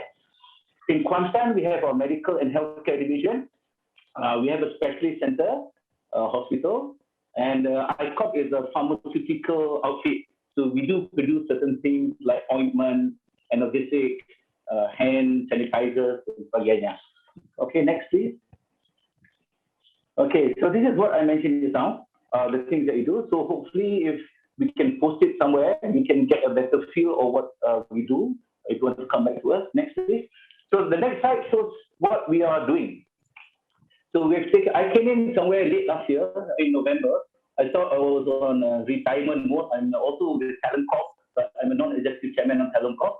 But when Dr. Nick, our beloved Dean of Law and Student Affairs, asked me, Rafi, can you help out? So inshallah, UIA is always close to our hearts. We must find some way to help out. And I think this is what we feel that can be improved in the holdings in terms of how a business, the policies, the stock prices, the due diligence, the way we do business. So these are quite common if you go to Petronas, companies that was in Petronas, the Khazanah Group, the PNB Group, they all have certain kind of framework. So the first is the governance framework that we have strengthened. For example, we have centralized our procurement for all investments. I'm sure the banker, Rafi, you would know very well, and the bankers are very robust on this. So now we have a very robust framework in any investment. Of course, there's no guarantee to any business, but you do your best. You do your best in terms of analyzing all the financial, the operations, the risk and whatnot. Risk management, so we have implemented already risk management, and I think the university will follow suit. It's quite a big exercise by the university, but I think they are looking at us because we have already started this management. Area that most companies don't think of, because big companies do think of this, but small companies don't, compliance. So compliance, there may be several issues here and there. So what we don't want is that we take one step forward and two steps backward because of non-compliance. So our team, headed by our chief governance officer, we benchmarked the banks. I told her, why do you go to the banks? Because the banks have the highest form of compliance. Of course, we don't need it, but let's see what they have. So we went to Maybanks and whatnot. So we're going there. And one other way of doing things is a conglomerate structure. Conglomerate, because I've been working conglomerates all of my life. So what we do is we centralize things for efficiency, for better strategy, for better synergy. At the top, for example, at Petronas, there's Petronas Holding. I was there. And then you have Dagangan, MIC, and whatnot, and all of them work together for the betterment. So those are examples on the governance side. And just to share with you, a lot of work has been done. And I'm proud to say you that the team did it itself without having any consultants do it. We call them AGPs. AGP is a terminology taken from Sam Davi. So we've got one CFO from Sam Davi. AGP approved group policies. So it's rather small, but we have policies now on everything. On BCM, on intellectual property, on investment, on anti-bribery, on marketing. So we have all the policies there for the group to follow. So that, inshallah, will be a legacy. None of us are going to be here forever. So our successors will have this in place. But that's more on the governance and foundation part. But business must go on.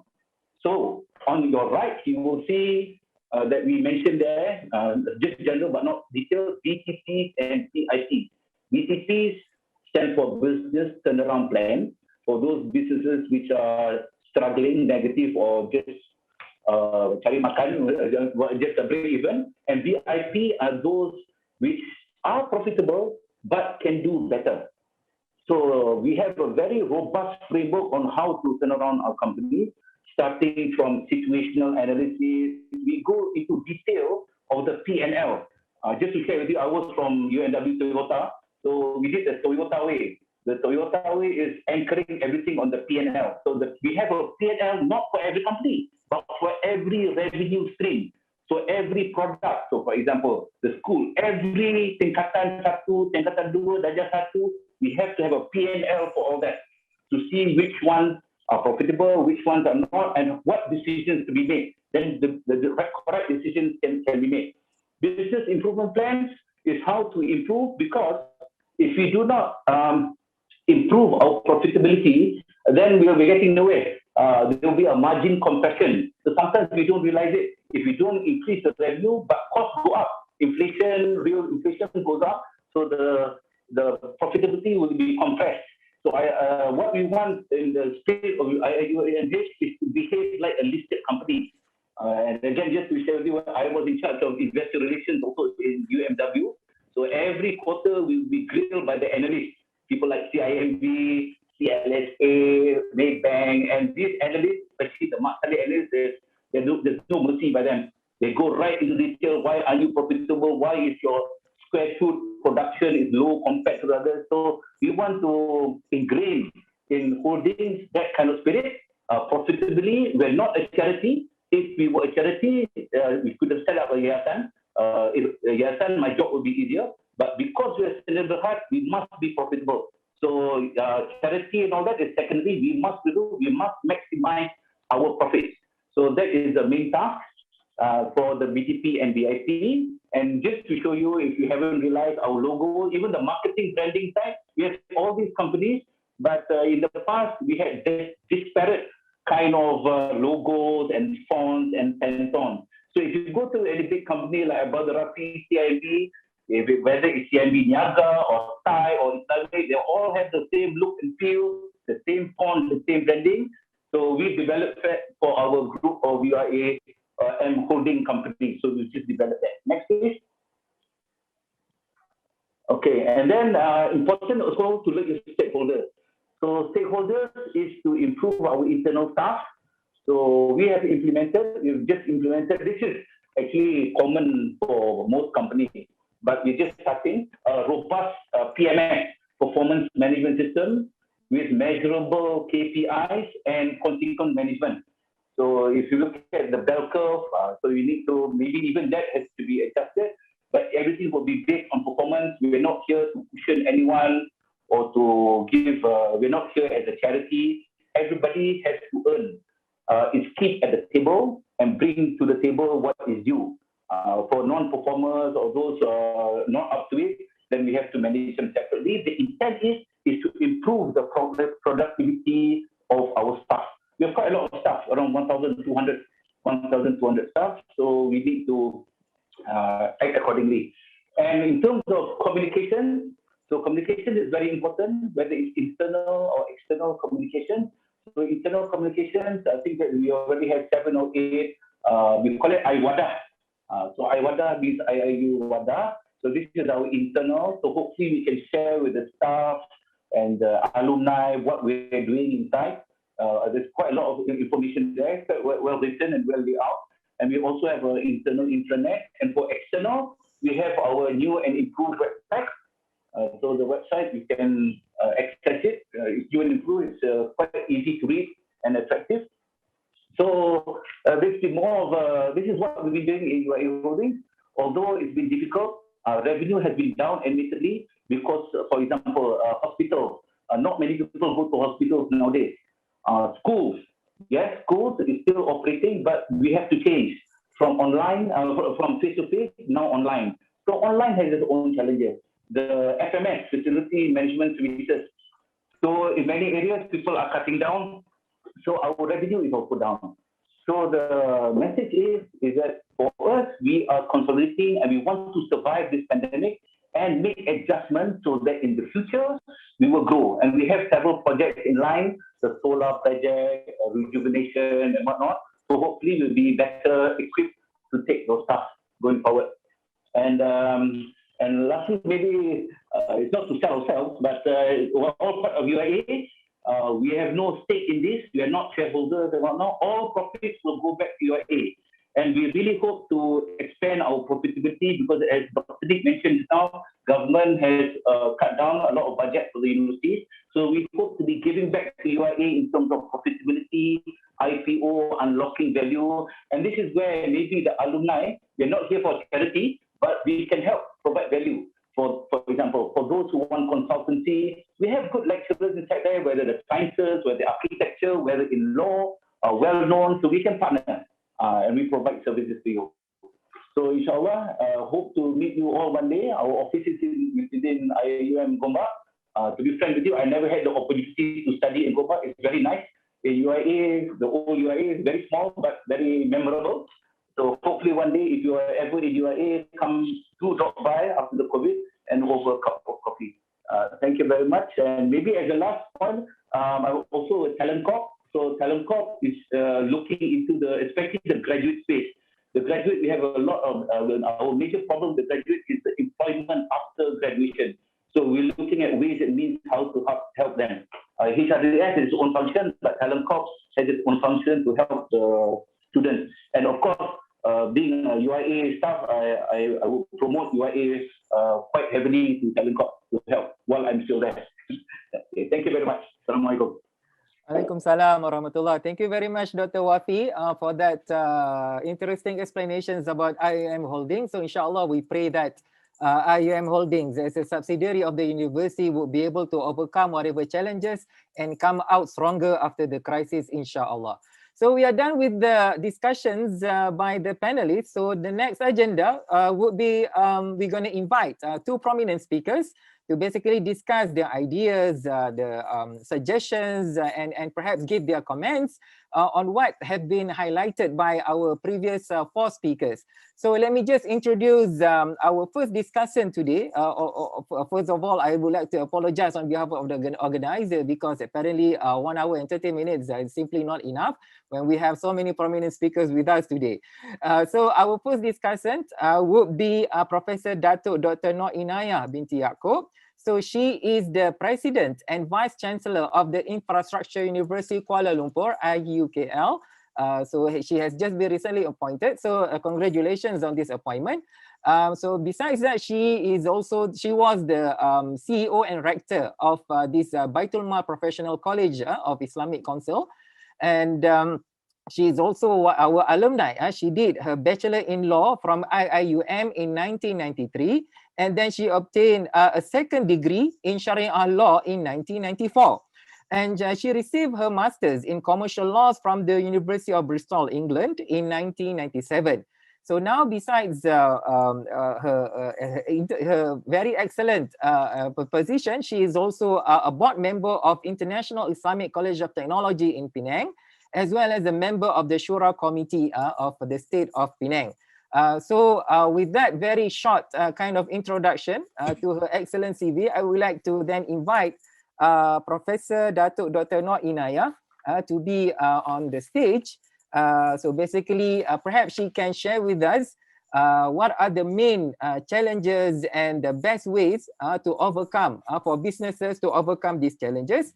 And also maybe she can also share with us the roles that Islamic institutions such as Zakat and Waqaf could play to assist the business sector, including, IIUM, to endure the COVID-19 pandemic. So welcome, Professor. A'udzubillahi minasyaitonirrajim. Bismillahirrahmanirrahim. Alhamdulillahi rabbil alamin wassalatu wassalamu ala asyrafil anbiya'i wa mursalin wa ala alihi wa sahbihi ajma'in. Rabbi shrah li sadri wa yassir li amri wahlul 'uqdatam min lisani yafqahu qawli. Syukran jazilan Dr. Irwan. Assalamualaikum warahmatullahi taala wabarakatuh. Honorable guest, Datuk Sri Dr. Nik Nazrustani, respected and distinguished panel speakers, and also guest audience, and ladies and gentlemen, brothers and sisters. Well, Dr. Irwan, bear with me at this point of time. I still hope our audience can remain seated. I enjoy all the panels immensely, and I hope I can be a good discussant today. And thank you very much for the Dr. Azam for inviting me to this session, sharing the platform with all the distinguished speakers. Dr. Irwan, I managed to recap 3 main points based on the discussion by our panels. Number 1 is, of course, the emergence of COVID-19 has made economies in various parts of the world experience instability. Number 2, the real form that can be seen from the COVID-19 impact on the economy today is the termination of employment relationship, as been highlighted by one of our speakers. And the third one, many employees have been dismissed and various companies are even threatened with bankruptcy. Other aspects affected include casual daily laborers, restaurant businesses closed, and other businesses that involve large number of people. Well, based on that, allow me to highlight on another perspective, perhaps on zakat and wakaf, which to me not only very much related to what are being discussed today, but also to suggest an effective, perhaps, or flexible approach as a problem solving. I start with one famous hadith. إذا مات ابن آدم انقطع عمله إلا من 3 صدقة جارية أو علم ينتفع به أو ولد صالح يدعو له. So this is a very famous hadith, and we understand from the hadith as wakaf is the sadaqah jariyah, and wakaf has been played an important role in the previous Islamic kingdom, where I will read some of them based on my my studies here, and I prepared to be shared here, not all due to time constraint. I just got 15 minutes, but for example, we have 2 CEOs here. One is Mr. Rafi and the other one is from CEO Bank Islam. I'm sure cash wakaf as Islamic financial philanthropy required the strengthening during the current pandemic to assist in the establishment of wakaf hospital, for example, wakaf personal protective equipment, PPE, wakaf mask, Wakaf Polyclinic, for example, Wakaf Isolation House, and also vaccine funding. The one that you see on the screen is actually the overall model of Wakaf ecosystem to benefit the Ummah. So as we can see from today, daily during news on TV, we see, for example, a Federal Territory Religious Council rigorously put up the notion of musa'adah from the sources of zakat. To show that the distribution of zakat is for the poor as well as the group that severely affected by COVID. So zakat has proven tremendous assistant tool to help these affected people down there. And we see this happening every day. And I just bring up one example from Federal Territory Religious Council. So if I may share, one of the example during our last Glories of Islamic Kingdom, especially in the history of Islam, the first money wakaf was introduced by Imam Zufar, and he was a follower of Mazhab Hanafi, and he indicated that the money wakaf funds must be invested. So there's no question that we cannot invest the wakaf, cash wakaf, because this has been announced by Imam Zufar in 8th century regarding that we can invest, and that investment will generate profits, and that profits becoming the proceeds of the principal to be distributed to the charity base. So as we can see from here, well, a simple one, we have a board of trustee to ensure that management and governance are well taken off. So in the end of the day, all the proceeds from the investment principle can be distributed to one of the examples here, like education wing, health wing, social welfare, economic empowerment. And I'm glad to see Dr. Wafi has also mentioning some of the wings in IUM Holdings as a sustainable wings for IUM.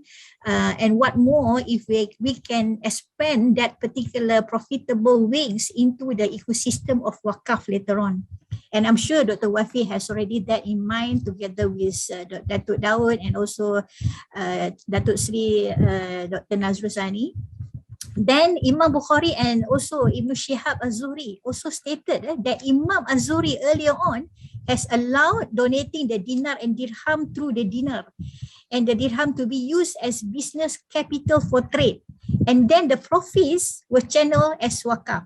So Az-Zuhri is a well-known scholar, as we already know, and as the founder of Tadwin al-Hadith, telling the public at that particular time to assist the construction of Islamic preaching, social and educational facilities by donating the dinars or dirham they own at that particular time.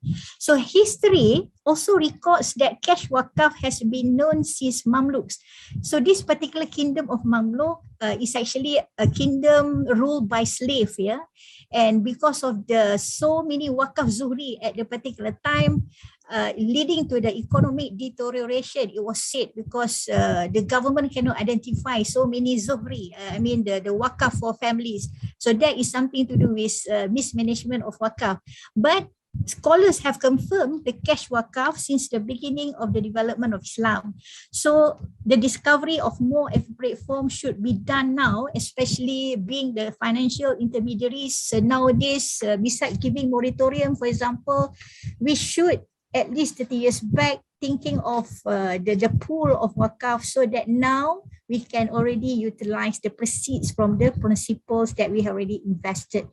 So there is no question that we should wait today. We must do now. We cannot claim that wakaf is giving us very late proceeds. No, it's actually amalan sunnah, and it is actually wakaf jariyah, and the only deeds until the end of our life is continues. The good deeds continues until the day after. So the development of trade centers in Istanbul, for example, was inseparable from the role of cash wakaf. And likewise, cash wakaf funds in Qatar and Kuwait, I bring here example, are used to build offices, can be rented out. So there is no moratorium now, so they rent based on wakaf, and the proceeds are used for Muslim activities. And similarly in Sudan, we heard that Sudan is not a rich country, but they have already started on the wakaf fund, which also carries out cash wakaf Sudan has been improving its wakaf management since 1987 by establishing a wakaf board which has broader powers, including the dimension of managing cash wakaf.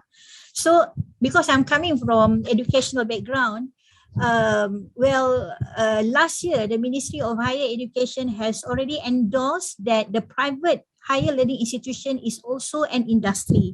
So there is no question as to whether being a higher learning institution, we cannot make profit. There is nothing free now, but by virtue of having understanding the ecosystem of wakaf, in the ecosystem of higher learning institution, we can always give free accommodation to students, free tuition to students by virtue of scholarship deriving from the proceed that we invest by way of wakaf, and the rest of the salaries of the staff. So like Al-Jami'ah Al-Azhar and Zaituniyah University in Tunis, and also Madaris Imam Lesisi in Turkey, they all are well done with cash wakaf. Eventually, we can see a proven fact that we should start now, no time to wait, on the wakaf as a source of funds for the sustainability and to help in whatever situation later on that might happening as a test from Allah Subhanahu wa Ta'ala.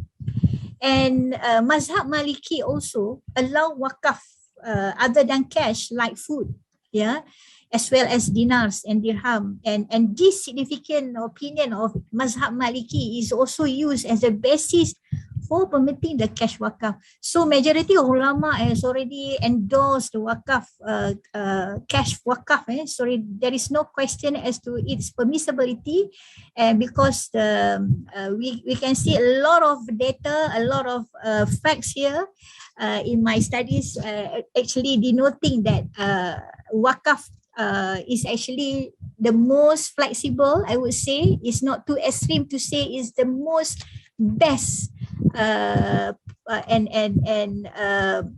the most proper and the most appropriate approach to overcome whatever situation that might hurts our life later on.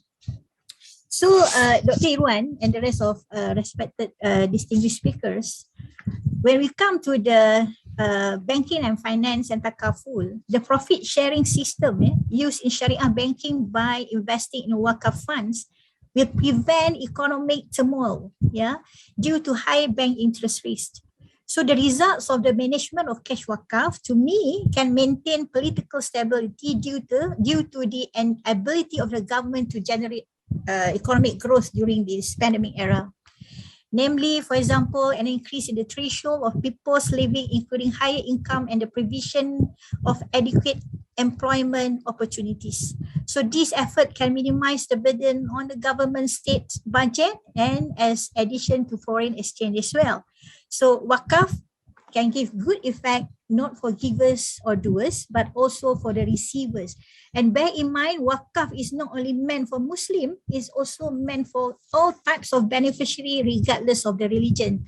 This is the beauty of wakaf, because there is some misunderstanding that wakaf is only meant for Muslim. No, it's not. It's meant for everyone, because it's a public kind of donation in nature. And we have another specific wakaf donated for the specific purpose. But the beneficiary, regardless of the Muslims and religions, is actually no issue. So to conclude, because I want to stick to the time, to give fair time to my other colleague, the CEO of Bank Islam, perhaps, regarding the current problems, back to namely the COVID-19 pandemic, the strengthening cash wakaf using cash wakaf scheme, productive wakaf and wakaf linked sukuk need to be improved. And I'm sure we have Mr. Ravi, very well versed of Islamic finance, and I'm sure he's already have this in mind, and I volunteer myself to be part of it. And the country authorities of wakaf needs to collaborate with other Sharia financial institutions as well as the education partnerships. For example, we have many other colleges designated for only B40 out there, like my previous professional college, and now I'm heading one of the university owned by a public listed company previously known as Institute of Ikram, Lembaga Lebuh Raya Malaysia, and now IUKL.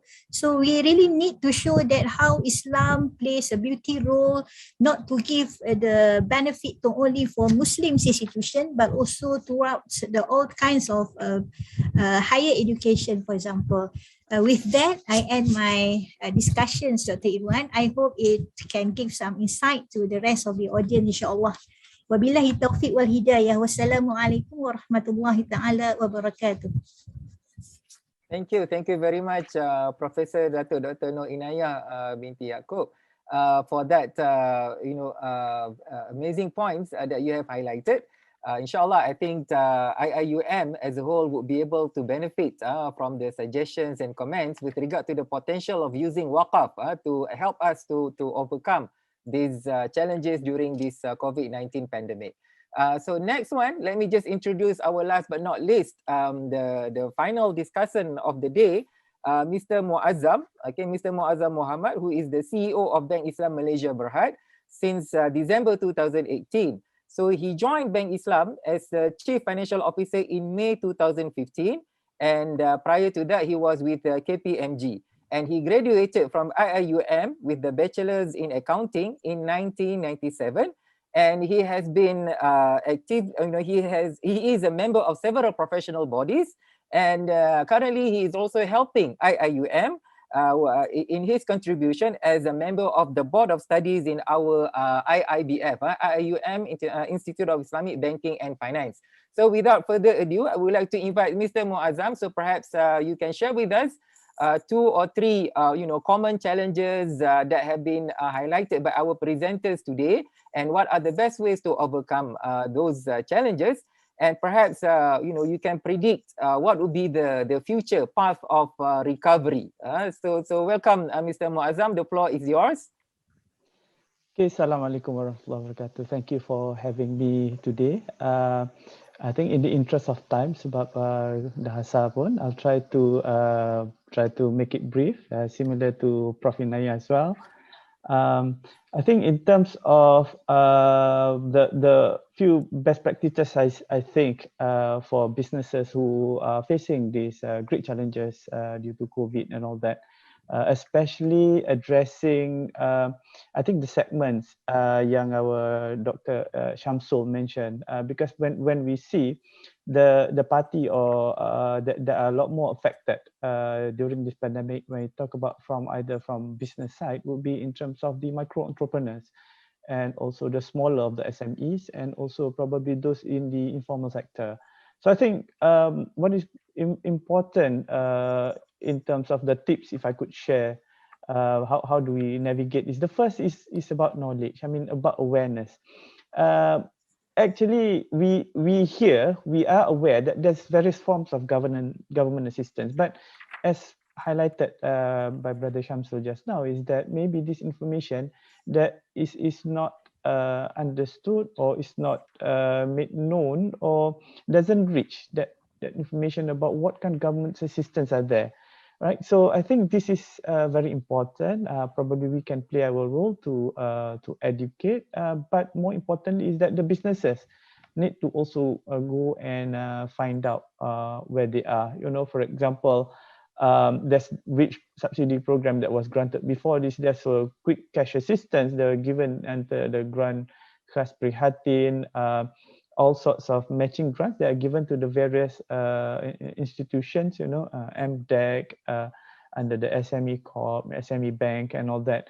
So, other than the assistance, like I mentioned just now, there's also various forms of relief financing mechanism that are disbursed either through government-owned banks or through commercial banks and all that. So I think that would be the first item which is important. The other item which is important also, I guess, for the businesses would be in terms of making sure that they are continue to be close to their banks, talk to the banks, because this is the time that I can speak on behalf of Bank Islam, and also probably for the industry, whereby the banks and the our customers, the interest is aligned. We want to ensure that our customers who are affected can get through this difficult period and come out successful and all that. So we've seen, for example, there's some small segments of our customers that just avoided, our calls and all that, lose communication and all that. I think that shouldn't be the way, because banks are also sympathetic, but the banks need to understand the respective customer situation as well to be able to assist, right? Brother Rafi did mention that there's various forms of assistance immediately currently for the borrowers or financing customers.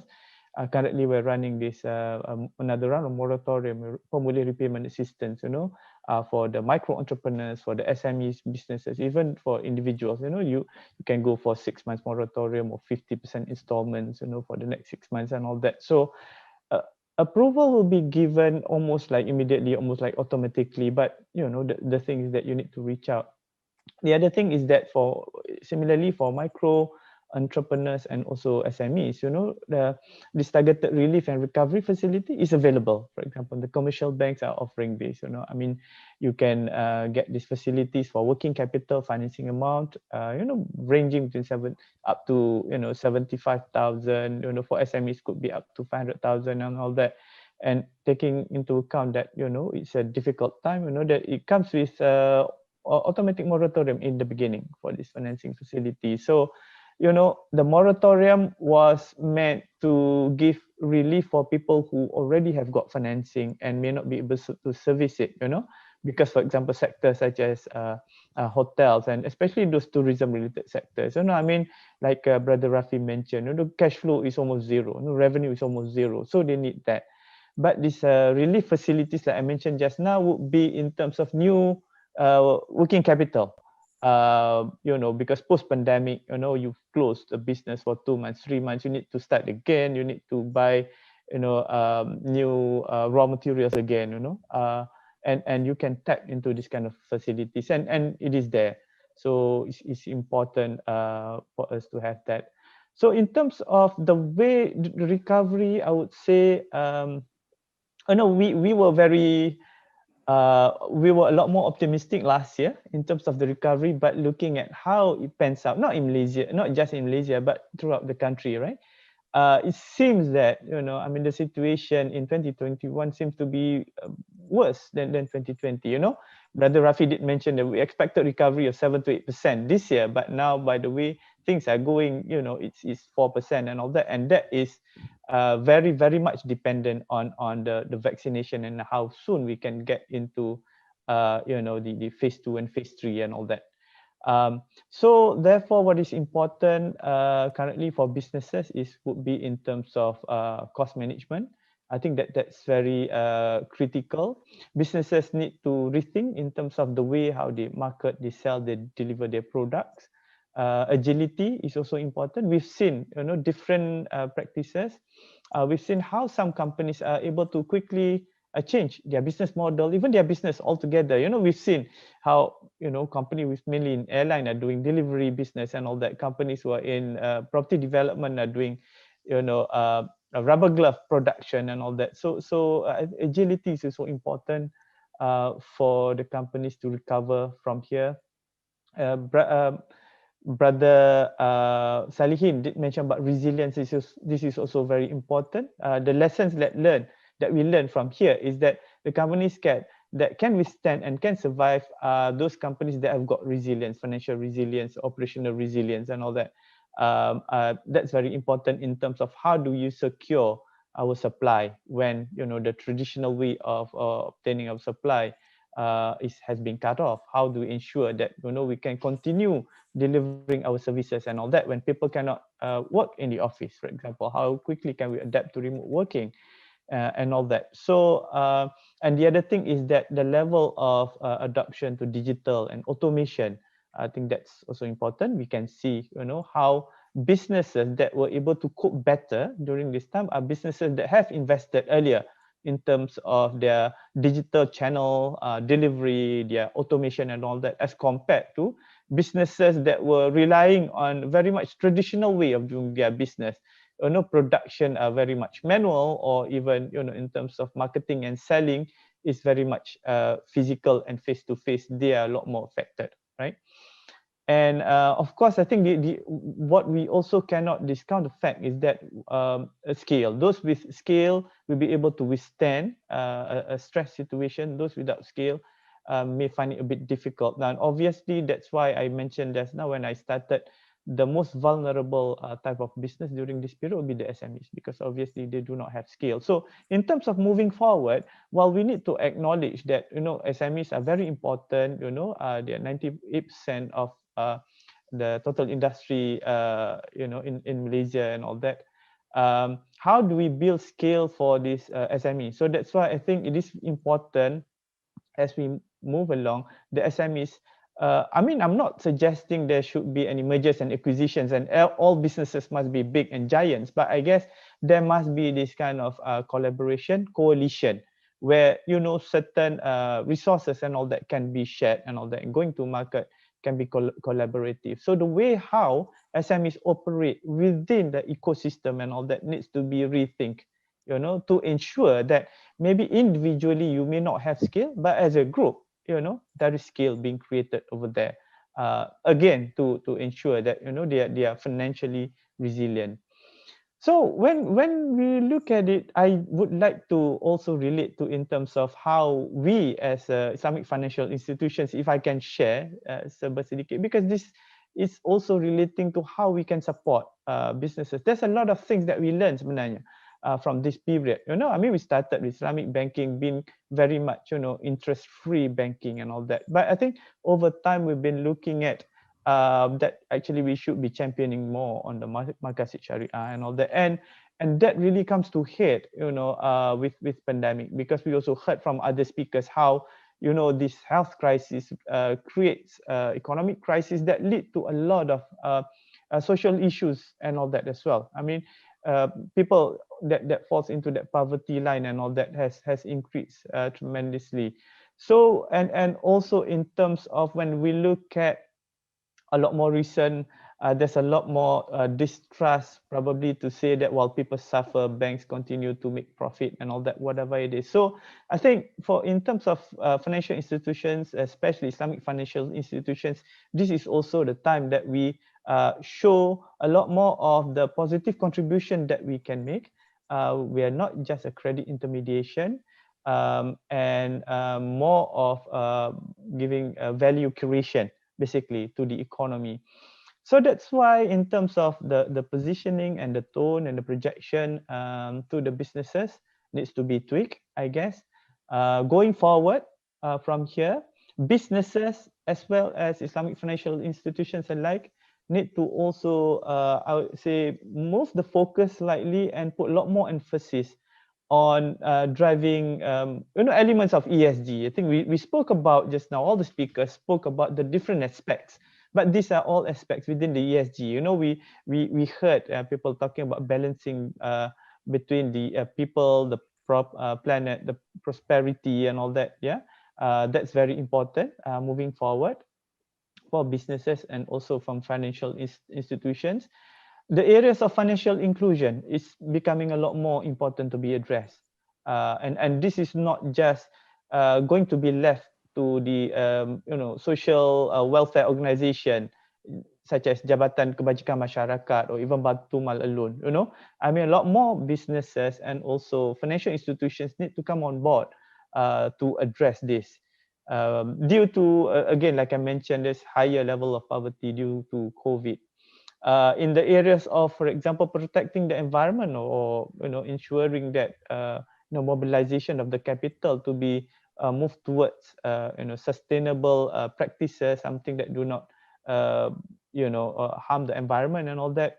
There's a lot of talks to say that COVID itself is caused by us actually destroying or not adhering to the biodiversity, for example. You're eating something that you're not supposed to eat and all that. So there's a lot of talks around that makes us to have to rethink of how we do business and how financial institutions channel the funding to support the businesses that do not disturb biodiversity. Labor practices also has been in the limelight again. We've seen how For example, due to the pandemic, how some businesses that may not in the past be in the limelight because they were not employing good labor practices, for example, in terms of accommodation and all that for the employees. Now it's the spotlight on them, and this is something again, businesses need to put a lot of focus on going forward, and financial institutions as well need to give signal to say that we want to ensure that we want to support businesses that have good labor practices. So I mean, in a nutshell, I think championing ESG is very important. This is very much aligned to the value-based intermediation, promoted by Bank Negara, which is currently being adopted by most Islamic banks. And the other thing that I would like to also mention here, specifically for Islamic financial institutions going forward, coming from the pandemic, would be in terms of doing more in terms of playing its role as a intermediation for value creation and giving positive impact. Yeah, Brother Rafi did mention about having a bit more of risk sharing and all that, but at the same time, this is also an area whereby Islamic financial institutions cannot continue to offer traditional banking products anymore, like what we've been doing in the past. So a lot more innovation that has been that we see that has come to the market, especially in the last 2 years, and this is accelerated by COVID again, whereby Islamic financial institutions are starting to mix between traditional banking product with social financial instruments, for example. So we've seen collaborations between banks and Majlis Agama, because in Malaysia, when you talk about wakaf and zakat, you cannot run away from Majlis Agama. So there has been collaboration among banks, the Majlis Agama, the social enterprises, basically, to come up with new products that again, like I mentioned just now, combine traditional banking products and social financial instruments.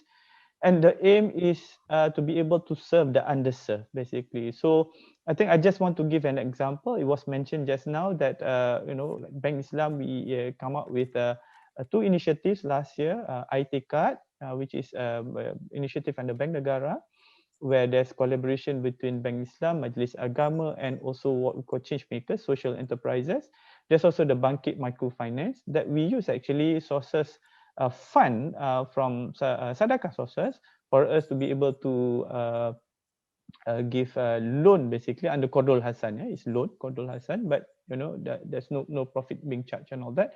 But more importantly is that what we're trying to do here, the philosophy is that one is that we want to give this financial access to this underserved people who banks shy away before this, but we want to give financial access for them to start their business. But secondly is that like what was mentioned by the presenter just now, we also take note that what they need is not just financial capital. What they need is also human capital. I mean, the training and all that. So that's why what we do in these programs, we make sure that there is element of business training and ongoing coaching. So that's why we need to work with social enterprises and all that. And the intention is to promote upward mobility for these people. I mean, so obviously the program that we have, because we are financial institutions, we're not giving money for people to eat because that's Baitul Mal that's doing that. We are nurturing, entrepreneurs or solopreneurs, if we want to call it like that, right? And helping them to build their credit track record. Yeah. So if let's say you get a 10,000 loan under Qardul Hasan, then obviously you need to repay, like 100 ringgit, 150 ringgit every month, and that becomes your track record. So by the time you move into certain area, you can start to get financing from the commercial sector. Yeah. So those are among the thing that I see that going forward, coming from COVID, and how the businesses and the financial institutions can work together to get through it. Thank you. Thank you very much, Mr. Muazzam. Personally, I feel really assured after listening to the discussions. It seems that we are in this pandemic together. So businesses, Islamic banks, entrepreneurs, universities, Islamic institutions, Waqaf and stuff. Everyone seems to strive to contribute and assist in whatever ways that we can. It's just that everyone need to be guided and find the right opportunity and find the right way from where to get the assistance. So Alhamdulillah, I think this is a very fruitful session. I hope everyone will be able to get the ideas and suggestions and comments so that we can, inshallah, together will be able to overcome this challenge.